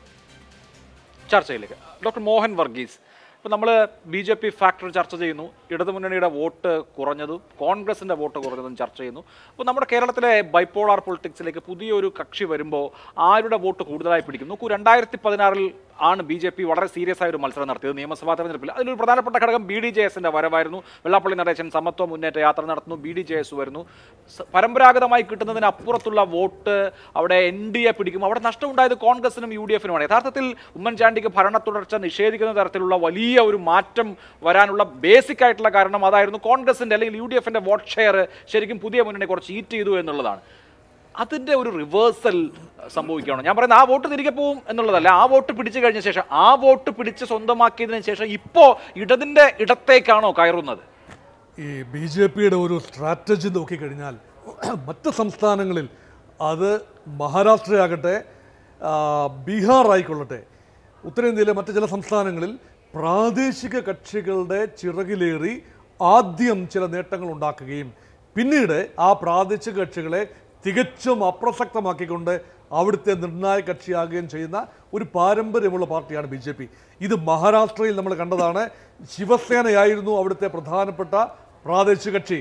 ശിവസേനയുടെ ജൂനിയർ പാർട്ണറായിട്ട് വന്നുകൊണ്ട് ശിവസേനയ്ക്ക് മുഖ്യമന്ത്രി പദം ഓഫർ ചെയ്തുകൊണ്ട് ഏറെക്കാലം രാമനായി ശിവസേന നിൽക്കുമ്പോൾ ലക്ഷ്മണനായി ഒതുങ്ങാനായിരുന്നു BJPയുടെ താല്പര്യം. ഇത് തന്നെയാണ് ബീഹാറിലും ആദ്യം സംഭവിച്ചത്. നിതീഷ് കുമാറിനെ മുന്നിൽ നിർത്തി, പക്ഷേ അവിടെ ഒരു ജൂനിയർ പാർട്ണറായിട്ട് വരികയും പിന്നീട് കാലക്രമേണ സിംഗിൾ ലാർജസ്റ്റ് പാർട്ടിയായിട്ട് വളരുകയും ചെയ്യുന്ന BJPയുടെ ഒരു തന്ത്രം. പക്ഷേ ആ തന്ത്രം കേരളത്തിൽ പ്രാവർത്തികമല്ലാതെ പോയത് ഇവിടുത്തെ പൊളിറ്റിക്കൽ നറേറ്റീവ് തികച്ചും വ്യത്യസ്തമാണ്. അതിനുള്ള പ്രധാന കാരണം ഇവിടെ ന്യൂനപക്ഷങ്ങൾ ഏറെയുള്ള ഒരു സംസ്ഥാനമാണ് കേരളം.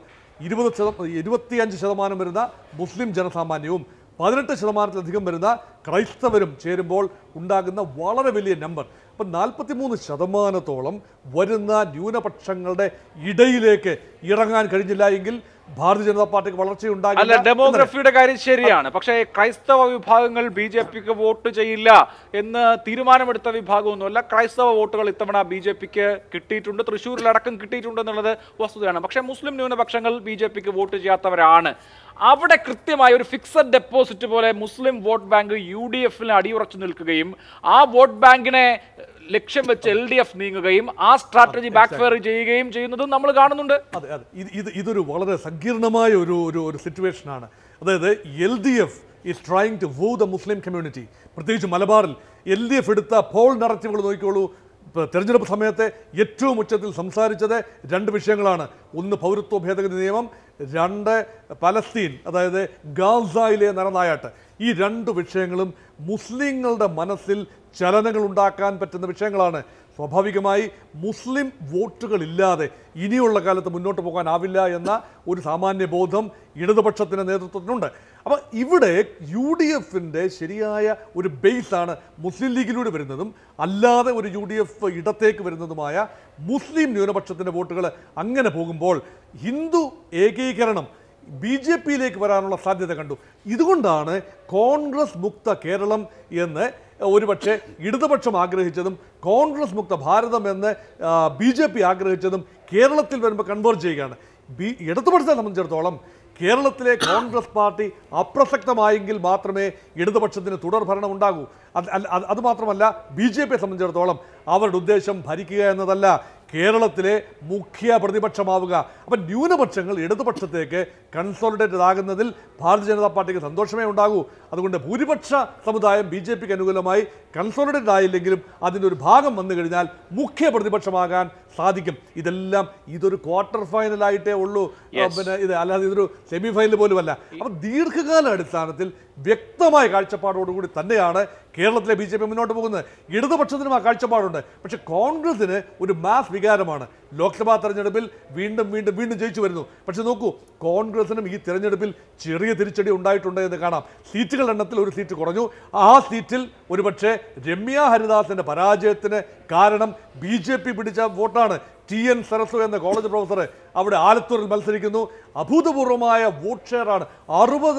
60,000-ൽ പരം വോട്ടുകൾ കൂടുതലായി പിടിച്ചപ്പോൾ സ്വാഭാവികമായി 20,000 വോട്ടുകൾക്ക് UDF സ്ഥാനാർത്ഥി പരാജയപ്പെട്ടു എന്ന് വിലയിരുത്താനാണ് ഞാൻ ആഗ്രഹിക്കുന്നത്. അതുകൊണ്ട് ഇവിടെ ഈ രണ്ട് രീതിയിലും സംഭവിക്കാം. BJP പിടിക്കുന്ന വോട്ടുകൾ UDFനെയും LDFനെയും വിവിധങ്ങളായ രീതിയിൽ ബാധിക്കാനുള്ള എല്ലാ സാധ്യതയും കാണുന്നുണ്ട്. അതുകൊണ്ടാണ് ഞാൻ പറയുന്നത് ഇവിടെ പോൾ സിറ്റുവേഷൻ ഇനി മാറാൻ പോവുകയാണ്. BJPയെ ഒരു സൈസിബിൾ ഫോഴ്സായി എണ്ണിയെങ്കിലേ പറ്റൂ.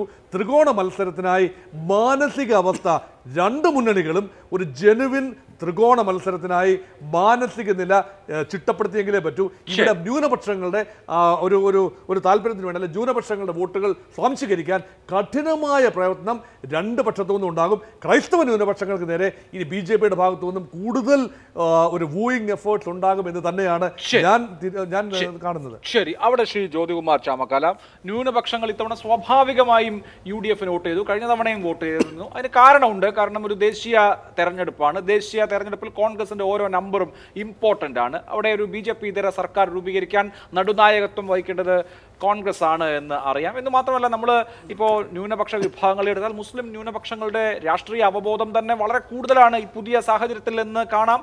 നമ്മൾ രാജ്യവ്യാപകമായ ഒരു വോട്ടിംഗ് പാറ്റേൺ എടുത്താൽ പോലും വോട്ട് കട്ടേഴ്സിന്, വോട്ട് സ്പ്ലിറ്റേഴ്സിന് ഇത്തവണ വോട്ട് പോയിട്ടില്ല എന്നുള്ളത് കാണാം. അപ്പോൾ അതൊരു ഒരു സ്വാഭാവികമായ നിലയിൽ ലോക്സഭാ ഇലക്ഷൻ്റെ നെറേറ്റീവിൽ നടക്കുന്ന ഒരു കാര്യമാണ്.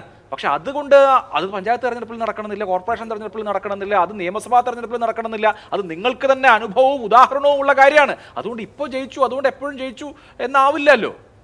അവിടെയാണ് ഞാൻ പറഞ്ഞത്, അങ്ങനെ പ്രത്യേകമായി കാണണമെങ്കിൽ പ്രത്യേകമായി കാണാം. ഇവിടെ ശ്രീ അരുൺകുമാർ പറഞ്ഞ ഒരു കണക്ക്, അദ്ദേഹം പറഞ്ഞത് ഞങ്ങൾ 2019 പരാജയപ്പെട്ടതിന് ശേഷം ഞങ്ങൾ 2021 തിരിച്ചു വന്നു എന്നാണ്. അപ്പോൾ 2021 തിരിച്ചുവരവാണ് അവർ ആധികാരിക രേഖയാക്കുന്നതെങ്കിൽ ഞാൻ ഒന്നുകൂടി ആവർത്തിക്കുന്നു, തൃശ്ശൂരിൽ നിങ്ങൾക്ക് 2021 ഈ 7 സെഗ്മെൻറ്റിലായിട്ട് നിങ്ങൾക്ക് 1,47,465 വോട്ടിൻ്റെ ഡിഫറൻസ് 2021 അപേക്ഷിച്ച് 2024 ആകുമ്പോഴത്തേക്കും വന്നിട്ടുണ്ട് എന്ന കാര്യം നിങ്ങൾ മറക്കരുത്. അത് താങ്കൾ ആധികാരികമായി കണക്കാക്കിയ 2021 റിസൾട്ടിനെ ബേസ് ചെയ്തുകൊണ്ടാണ് ഞാൻ പറയുന്നത്. നിങ്ങൾക്ക് കുറവ് വന്നിട്ടുള്ളത് 2021 1,47,465 വോട്ടിൻ്റെ കുറവ് വന്നിട്ടുണ്ട്. ഞങ്ങളെ സംബന്ധിച്ച് കുറവ് വന്നിട്ടുണ്ട്. എത്രയാണ്? 24,664 വോട്ടിൻ്റെ ഡിഫറൻസ് മാത്രമാണ് ഞങ്ങൾക്ക് ഉണ്ടായിട്ടുള്ളത്. അപ്പോൾ കണക്ക് പറയാൻ ശ്രമിച്ചാൽ ഏതെങ്കിലും ഒരു കണക്കിൽ ഉറച്ചു നിന്നുകൊണ്ട് സംസാരിക്കാം. അങ്ങനെയാണെങ്കിൽ അങ്ങനെ തന്നെ നമുക്ക് മുന്നോട്ട് പോവുകയും ചെയ്യാം. ഇവിടെ എന്താ വസ്തുത? ഇവിടെ കഴിഞ്ഞ വർഷം 2019 തെരഞ്ഞെടുപ്പ് സമയത്ത് കോൺഗ്രസിനെ സംബന്ധിച്ച്, UDFനെ സംബന്ധിച്ച് ദേശീയ തലത്തിൽ ശ്രീ രാഹുൽ ഗാന്ധി അധികാരത്തിൽ വരാൻ പോകുന്നു, അദ്ദേഹത്തിൻ്റെ കേരളത്തിലെ സ്ഥാനാർത്ഥിത്വവും ഒപ്പം ഇവിടെ ശബരിമല വിഷയം ഉൾപ്പെടെയുള്ള സാഹചര്യങ്ങൾ ഞങ്ങൾക്ക് ഒരുപാട് പിന്നെ എന്താ പറയുന്നത്, പതിവിൽ കവിഞ്ഞ ഒരു ട്രെൻഡ് ഞങ്ങൾക്ക് ഉണ്ടാക്കി തന്നിട്ടുണ്ട്. അല്ലെങ്കിൽ ഞങ്ങൾക്ക് അനുകൂലമായൊരു വേവ് ഉണ്ടായിരുന്നു എന്നുള്ളൊരു യാഥാർത്ഥ്യം നമ്മളെല്ലാവരും പിന്നീട് വിലയിരുത്തിയിട്ടുള്ളതാണ്. എന്നാൽ ഈ തെരഞ്ഞെടുപ്പിൽ അത്തരത്തിൽ ഒരു വേവും ഇല്ലാതിരിക്കെ തന്നെ ഇവിടെ BJP വീണ്ടും അധികാരത്തിൽ വരാൻ പോകുന്നു, BJP മൂന്നാമതും അധികാരത്തിൽ വരാൻ പോകുന്നു, 400-ലധികം സീറ്റ് നേടാൻ പോകുന്നു എന്നൊക്കെയുള്ള ആദ്യത്തെ ഫേസിലായിരുന്നല്ലോ രണ്ടാമത്തെ ഫേസിലായിരുന്നല്ലോ നമ്മുടെ തെരഞ്ഞെടുപ്പ്. ആ സമയത്തൊക്കെ തന്നെ പിന്നെ ഇത്തരത്തിൽ 400-ലധികം സീറ്റ് നേടാൻ പോകുന്നു, ഒരു തുടർഭരണം ഉണ്ടാകാൻ പോകുന്നു എന്നൊക്കെ കണ്ടപ്പോൾ മറ്റ് ട്രെൻഡൊന്നും ഇല്ലാതെ വന്നപ്പോഴാണ് സ്വാഭാവികമായും BJPയിലേക്ക് കുറച്ച് വോട്ടുകൾ പോയിട്ടുള്ളത്. അഭിലാഷോട് നോക്കൂ, ആലപ്പുഴയിലെയും ആറ്റിങ്ങലിലെയും അതുപോലെ തന്നെ തൃശ്ശൂരിലെയും വോട്ട് ഷെയർ മാറ്റി നിർത്തിയാൽ BJPക്ക് കഴിഞ്ഞ വർഷം കിട്ടിയ പെർസെൻറ്റേജ് മാത്രമേ ഉള്ളൂ. 17 സീറ്റിലേക്ക് വന്നാൽ 17 സീറ്റിലേക്ക് നമ്മൾ കണക്കാക്കിയാൽ വളരെ ചെറിയ വ്യത്യാസം മാത്രമേ ഉണ്ടാകുന്നുള്ളൂ. അല്ല ഞാൻ ആ 3 കോൺസ്റ്റിറ്റ്യുവൻസി ഞാനത് കണക്ക് ആധികാരികമായി ആലത്തൂരിന്റെ ശരിക്കും രമ്യ ഹരിദാസിന്റെ തോൽവിയിലേക്ക് നയിച്ച ആലത്തൂരിൽ TN സരസു ഒരു ഹൈ പ്രൊഫൈൽ കാൻഡിഡേറ്റ് പോലും ആയിരുന്നില്ല. അല്ല, തീർച്ചയായിട്ടും അവിടെ പിന്നെ എന്റെ സുഹൃത്ത് പറഞ്ഞ വളരെ കൃത്യമാണ്. ആലപ്പുഴ നോക്കൂ, ഞാനതുകൊണ്ടാ പറഞ്ഞ ആലപ്പുഴയും തൃശ്ശൂരും ആറ്റിങ്ങലും മാറ്റി നിർത്തിയാൽ BJPക്ക് 2019 ഉണ്ടായിരുന്നതിനേക്കാൾ കൂടുതലൊന്നും വലുതായിട്ട് മുന്നോട്ട് പോകാൻ കഴിഞ്ഞിട്ടില്ല. ആ 3 കോൺസ്റ്റിറ്റ്യുവൻസിയിൽ വന്ന മാറ്റമാണ് മൊത്തത്തിൽ അവർക്കൊരു 3-4% ഡിഫറൻസ് ഉണ്ടാക്കുന്നത്. ഇവിടെ താങ്കൾ പറഞ്ഞത് ശരിയാണ്. ചില കോൺസ്റ്റിറ്റ്യുവൻസിയിൽ ഞങ്ങൾക്ക് പരാജയപ്പെട്ട ആലത്തൂരിനെ സംബന്ധിച്ച് ഞങ്ങൾക്ക് നേരത്തെ ഞങ്ങളും LDFും തമ്മിലുള്ള ഡിഫറൻസ് 2019 15.6%. ആ 15.6% ഞങ്ങൾ നേടുമ്പോൾ അന്ന് BJPക്ക് ഉണ്ടായിരുന്ന വോട്ട് ഷെയർ വെറും 8.82%. എന്നാൽ ഞങ്ങൾ തമ്മിലുള്ള ഡിഫറൻസ് 2% LDFന് കൂടുമ്പോൾ BJPക്ക് കിട്ടിയത് 18%. അതായത് ഏകദേശം 10%-ലധികം വോട്ട് BJP അവിടെ ആലത്തൂരിൽ പിടിച്ചപ്പോഴാണ് ഞങ്ങൾക്ക് അവിടെ പരാജയം ഉണ്ടായത്. പക്ഷേ മറ്റു കോൺസ്റ്റിറ്റ്യുവൻസികളിൽ തിരിച്ചും വന്നിട്ടുണ്ട്. ഞങ്ങൾക്ക് 18 സീറ്റ് നിലനിർത്താൻ കഴിഞ്ഞിട്ടുണ്ട് എന്നുള്ള യാഥാർത്ഥ്യം അപ്പോഴും നിൽക്കുകയാണ്. ഞാൻ പറഞ്ഞു വന്നത്, ഇപ്പോൾ ഇത്തരത്തിൽ നമ്മൾ ചർച്ച ചെയ്തു പോകുമ്പോൾ BJPയെ സംബന്ധിച്ച് ദേശീയ തലത്തിൽ അധികാരത്തിലേക്ക് വരാൻ പോകുന്നു എന്നതിൻ്റെ തുടർച്ചയുടെ ഭാഗമായിട്ട് കൂടിയാണ് ഇങ്ങനെ വന്നുള്ളത്.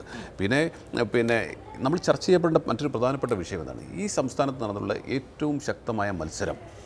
നമ്മൾ ഇപ്പോൾ സ്വാഭാവികമായിട്ടും തൃശ്ശൂരിൽ BJP ജയിച്ചതുകൊണ്ടും BJPയുടെ വോട്ട് ഷെയറിൽ ഒരു ചെറിയ വ്യത്യാസം വന്നുകൊണ്ടാണ് നമ്മളിതിലേക്ക് മാത്രമായി കോൺസെൻട്രേറ്റ് ചെയ്യപ്പെടുന്നത്. പക്ഷേ ഈ പാർലമെൻറ്റ് തെരഞ്ഞെടുപ്പിൽ ഏറ്റവും ശ്രദ്ധയാകർഷിച്ച രാഷ്ട്രീയമായ മത്സരം നടന്നിട്ടുള്ളത് വടകരയിലാണ്. നമ്മൾ ഇതിൻ്റെ മറവിൽ തീർച്ചയായിട്ടും അത്തരത്തിലുള്ള വിജയവും അത്തരത്തിലുള്ള തെരഞ്ഞെടുപ്പിൻ്റെ റിസൾട്ടും നമ്മൾ അവലോകനം ചെയ്യപ്പെടാതെ പോവുകയാണ്. വടകരയിൽ നോക്കൂ, 1,00,000 വോട്ടിന് വടകരയിൽ ജയിക്കുമ്പോൾ അവിടെ KK ശൈലജയെ പോലെ ഒരാൾ വന്ന് മത്സരിക്കുമ്പോഴാണ് നമ്മൾ അത് ചർച്ച ചെയ്യപ്പെടാതെ. അത് വടകരയുടെ മാത്രം അവസ്ഥയിലാണ്. നോർത്ത് മലബാറിലെ മണ്ഡലങ്ങളെല്ലാം എടുക്കൂ. കാസർഗോഡ് 1,00,000 കഴിഞ്ഞു, കണ്ണൂർ 1,00,000 കഴിഞ്ഞു, വടകര 1,00,000 കഴിഞ്ഞു, കോഴിക്കോട് 1,50,000 കോഴിക്കോട് പോലെ 2001 ശേഷം കോൺഗ്രസിന് പച്ച തൊടാൻ നിയമസഭയിൽ കഴിയാത്ത ഒരു ജില്ലയിൽ 1,50,000 വോട്ടിനാണ് അവിടെ ജയിക്കുന്നത്. ധർമ്മടത്ത് പോലും ഞങ്ങൾക്ക് മൃഗീയമായ ഭൂരിപക്ഷം കിട്ടിക്കൊണ്ടിരിക്കുകയാണ്. വളരെ ക്ലോസ് ആയി, വളരെ, അതായത് 2000 ചില്ലറ വോട്ടിന്റെ വ്യത്യാസം മാത്രമേ ഉള്ളൂ. ശരിയാണ്, ഞാൻ പറയുന്നത് അതിന് പല ഘടകങ്ങളുണ്ട്. ഒന്ന്, ന്യൂനപക്ഷങ്ങൾ സ്വാഭാവികമായി ചെയ്യുന്ന വോട്ട്, അത് കൺസോളിഡേറ്റഡ് ആയ നിലയിൽ ഇത്തവണ നിങ്ങൾക്ക് കിട്ടിയിട്ടുണ്ട്. അത് ദേശീയ രാഷ്ട്രീയ സാഹചര്യത്തിലാണ്. 2, ഭരണവിരുദ്ധ വികാരം വളരെ ശക്തമാണ്. പെൻഷൻ അടക്കമുള്ള വിഷയങ്ങളുണ്ട്. ഭരണവിരുദ്ധ വികാരം ജനങ്ങൾക്ക് ഇതൊരു മെസ്സേജ് കൊടുക്കണം തോന്നി. ഇന്ന് ഇന്ത്യൻ എക്സ്പ്രസ് മോദിക്ക് ഭൂരിപക്ഷം ജനങ്ങളൊരു മെസ്സേജും കൂടി നൽകിയെന്ന് പറഞ്ഞതുപോലെ ഇവിടെ ഇപ്പോൾ നിങ്ങളെ ജയിപ്പിച്ചു, പിണറായി വിജയൻ ഒരു മെസ്സേജ് കൂടി നൽകിയിട്ടുണ്ട് ജനങ്ങൾ എന്നാണ് ഞാൻ വിചാരിക്കുന്നത്. അതിനപ്പുറത്തേക്ക് ഒരു കാര്യം കൂടി ഉണ്ട്. നമുക്ക് താങ്കൾ അത് മലബാറിലെ കാര്യങ്ങൾ പറയുമ്പോൾ തിരുവിതാംകൂറിലെ കാര്യം കൂടി പറയണം. തിരുവിതാംകൂറിൽ ഞങ്ങൾ ജയിച്ചിട്ടുള്ളത് തുച്ഛമായ വോട്ടുകൾക്കാണ് ജയിച്ചിട്ടുണ്ട്. പക്ഷേ ജയിച്ചതെല്ലാം താരതമ്യേന കുറഞ്ഞ വോട്ടുകൾക്കാണ്. നമുക്ക് തിരുവനന്തപുരത്ത് ജയിച്ചിട്ടുണ്ട്. തിരുവനന്തപുരത്ത് ഞങ്ങൾക്ക് മലബാറിൽ കിട്ടിയത് വെച്ച് നോക്കുമ്പോൾ ഭൂരിപക്ഷം കുറവാണ്. ആറ്റിങ്ങലിൽ കുറവാണ്. അതുപോലെ തന്നെ കൊല്ലത്ത് മാത്രമാണ് അതിൽ വ്യത്യസ്തമായ ഒരു റിസൾട്ട് വന്നിട്ടുള്ളത്. 1,50,000-ലധികം വോട്ട്. അദ്ദേഹത്തിന് ശ്രീ MA ബേബിയോട് മത്സരിക്കുമ്പോഴും അതുപോലെ തന്നെ ശ്രീ KN ബാലഗോപാലിനോട് കിട്ടിയതിനേക്കാൾ കൂടുതൽ ഭൂരിപക്ഷം അദ്ദേഹത്തിന് ഇപ്പോൾ കിട്ടിയിട്ടുണ്ട്. അതിനപ്പുറത്തേക്ക് പിന്നെ ഇടുക്കി കഴിയുമ്പോഴാണ് ഭൂരിപക്ഷം വീണ്ടും വർദ്ധിക്കുന്നത്. ഇടുക്കി വരെയുള്ള മണ്ഡലങ്ങളിൽ കൊല്ലം ഒഴിച്ചു നിർത്തിയാൽ ബാക്കി എല്ലാ സ്ഥലത്തും താരതമ്യേന ഞങ്ങൾക്ക് ഭൂരിപക്ഷം കുറവാണെന്നുള്ള യാഥാർത്ഥ്യവും ഞങ്ങൾ ഉൾക്കൊള്ളുന്നുണ്ട്. അപ്പോൾ ഒരു തെരഞ്ഞെടുപ്പ് റിസൾട്ടിനെ അനലൈസ് ചെയ്യുമ്പോൾ നമ്മളിതെല്ലാം ഭദ്രമാണ് എന്ന് പറഞ്ഞുകൊണ്ട് പോകുകയല്ലോ ശരി. വസ്തുതകളുടെ അടിസ്ഥാനത്തിൽ തന്നെ മുന്നോട്ട് പോകണമെന്ന് പറഞ്ഞ് ഞാൻ അതുകൊണ്ട് തന്നെയാണ് ഞങ്ങളെ സംബന്ധിച്ച് ഈ പറഞ്ഞതുപോലെ തന്നെ മലബാറിൽ വലിയ മുന്നേറ്റം ഉണ്ടാക്കാൻ കഴിഞ്ഞിട്ടുണ്ട്. തിരുവിതാംകൂർ ഭാഗത്തേക്ക് വരുമ്പോഴത്തേക്കും മധ്യ കേരളത്തിൽ നല്ല മാറ്റം ഉണ്ടാക്കാൻ കഴിഞ്ഞിട്ടുണ്ട്. ഹൈവേയുടെയൊക്കെ ഭൂരിപക്ഷം 2,50,000-ലധികമാണ്. അപ്പോൾ ഇവിടെ ശ്രീ രാഹുൽ ഗാന്ധിയുടെ ഭൂരിപക്ഷം കഴിഞ്ഞാൽ നമ്മുടെ ലീഗിൻ്റെ 2 സീറ്റും കഴിഞ്ഞാൽ ഏറ്റവും കൂടുതൽ ഭൂരിപക്ഷം കിട്ടിയിട്ടുള്ള ഹൈബിക്കാണ്. അതിനുശേഷം വന്നിട്ടുള്ളത് ശ്രീ NK പ്രേമചന്ദ്രനാണ്. അതുൾപ്പെടെ 1,00,000-ലധികം വോട്ടുകൾ ഭൂരിപക്ഷം ലഭിച്ചിട്ടുള്ള ഒത്തിരി മണ്ഡലങ്ങളുണ്ട്. അതേസമയം തന്നെ BJPയെ സംബന്ധിച്ചും 2 സീറ്റുകളിൽ ഒഴികെ ബാക്കിയുള്ള സ്ഥലങ്ങളിൽ 1,00,000 അതിലധികവും ലഭിച്ചിട്ടുണ്ട്. അത് വളരെ ഗൗരവപൂർവ്വം കാണേണ്ടതാണ്. ഒരു UDFിൻ്റെ പ്രതിനിധി എന്ന നിലയിൽ ഞങ്ങളെ സംബന്ധിച്ച് അത് ചർച്ച ചെയ്യപ്പെടേണ്ട വിഷയമാണ്. അതുൾപ്പെടെയുള്ള കാര്യങ്ങൾ ഞങ്ങൾ ആലോചിക്കും എന്തുകൊണ്ട് അങ്ങനെ സംഭവിക്കുന്നു. പിന്നെ ഇത് ഈ പറഞ്ഞതുപോലെ 2021 ഞാൻ പറഞ്ഞല്ലോ, 2024 പാർലമെന്റിൽ മോദി അധികാരത്തിലേക്ക് വരാൻ പോകുന്നു അതിൻ്റെ ഭാഗമായിട്ട് വന്നിട്ടുള്ള മറ്റൊരു ട്രെൻഡും ഇല്ലാതെ വന്നപ്പോൾ BJPക്ക് അനുകൂലമായി വന്നിട്ടുള്ള ചെറിയ ഷിഫ്റ്റ് മാത്രമാണ്. പക്ഷേ അത് മടങ്ങി വരാൻ ഞങ്ങൾക്ക് കഴിയുമെന്ന ഉത്തമ വിശ്വാസം ഞങ്ങൾക്കുണ്ട്. പക്ഷേ LDFിനെ സംബന്ധിച്ച് നിങ്ങൾ BJPയെ താലോലിക്കുകയും കേന്ദ്ര സർക്കാരിന് അനുകൂലമായ നടപടികൾ സ്വീകരിക്കുകയും നിങ്ങളും അവരും തമ്മിലുള്ള അന്തർധാര സജീവമാണെന്ന് നിങ്ങൾ പലപ്പോഴും പറഞ്ഞപ്പോൾ നിങ്ങൾ ഞങ്ങളെ തള്ളിപ്പറയാൻ ശ്രമിച്ചവരാണ്. അതിന്റെ ഫലം നിങ്ങൾ ഇപ്പോൾ അനുഭവിച്ചു തുടങ്ങി എന്ന് മാത്രമേ എനിക്ക് തോന്നുള്ളൂ. ഇവിടെ ഇപ്പോൾ നോക്കൂ ശ്രീ യുവരാജ്, സൗത്ത് ഇന്ത്യ ഇത്തവണ BJPയുടെ പ്രധാനപ്പെട്ട ഒരു ടാർഗറ്റ് ഏരിയ ആയിരുന്നു. അപ്പോൾ നമ്മൾ തമിഴ്നാടും കേരളവും എടുത്തു കഴിഞ്ഞാൽ വോട്ട് വിഹിതം വർദ്ധിച്ചിട്ടുണ്ട് എന്നുള്ളത് വസ്തുതയുമാണ്. അതൊരു നാഷണൽ നറേറ്റീവിൻ്റെ അടിസ്ഥാനത്തിലാണ്. നരേന്ദ്രമോദി ഇപ്പോൾ ഇവിടെ കേരളത്തിൽ 2ാം ഘട്ടത്തിലാണ് തെരഞ്ഞെടുപ്പ് നടക്കുന്നത്, തമിഴ്നാട്ടിൽ 1ാം ഘട്ടത്തിലാണ്. അപ്പോൾ ഇവിടെ ആ ഘട്ടത്തിലൊക്കെ വീണ്ടും മോദി സർക്കാർ 400 പാർ എന്ന അതേ ചിന്തയായിരുന്നു. അതിനുശേഷമാണ് പിന്നീട് 3ാം ഘട്ടത്തോടനുബന്ധിച്ചാണ് മറ്റൊരു തരത്തിലുള്ള ചർച്ചകളൊക്കെ വരുന്നത് പോലും. അപ്പോൾ ഒരു ബാൻഡ് വാഗൺ ഇഫക്റ്റ് ഉണ്ടല്ലോ. ദേശീയ തലത്തിൽ വീണ്ടും മോദി സർക്കാർ വരുന്നു. പലയിടത്തും നിങ്ങളുടെ മുദ്രാവാക്യം എന്തായിരുന്നു? കേന്ദ്രമന്ത്രി, ആലപ്പുഴയ്ക്ക് ഒരു വനിതാ കേന്ദ്രമന്ത്രി ഏതായിരുന്നു?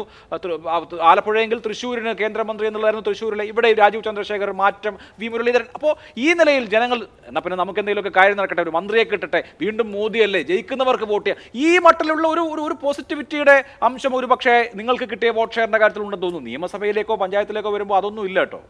അല്ല, അതിനകത്ത് ഇപ്പോൾ ലാസ്റ്റ് ഘട്ടത്തിൽ അതില്ലായിരുന്നു എന്ന് പറയുന്നത് തെറ്റായിട്ടുള്ള ഒരു റീഡിംഗ് ആയിട്ടാണ് അഭിലാഷ് എനിക്ക് തോന്നുന്നത്. കാരണം 7 സീറ്റും ജയിച്ചിരിക്കുന്ന ഒരു സംസ്ഥാനമാണ് ഡൽഹി എന്ന് പറയുന്നത്, UP-യോട് ചേർന്ന് കിടക്കുന്ന ഒരു സംസ്ഥാനമാണ്. അപ്പോൾ അവിടെ എങ്ങനെയാണ് അത് റിഫ്ലക്റ്റ് ആയിരിക്കുന്നത്?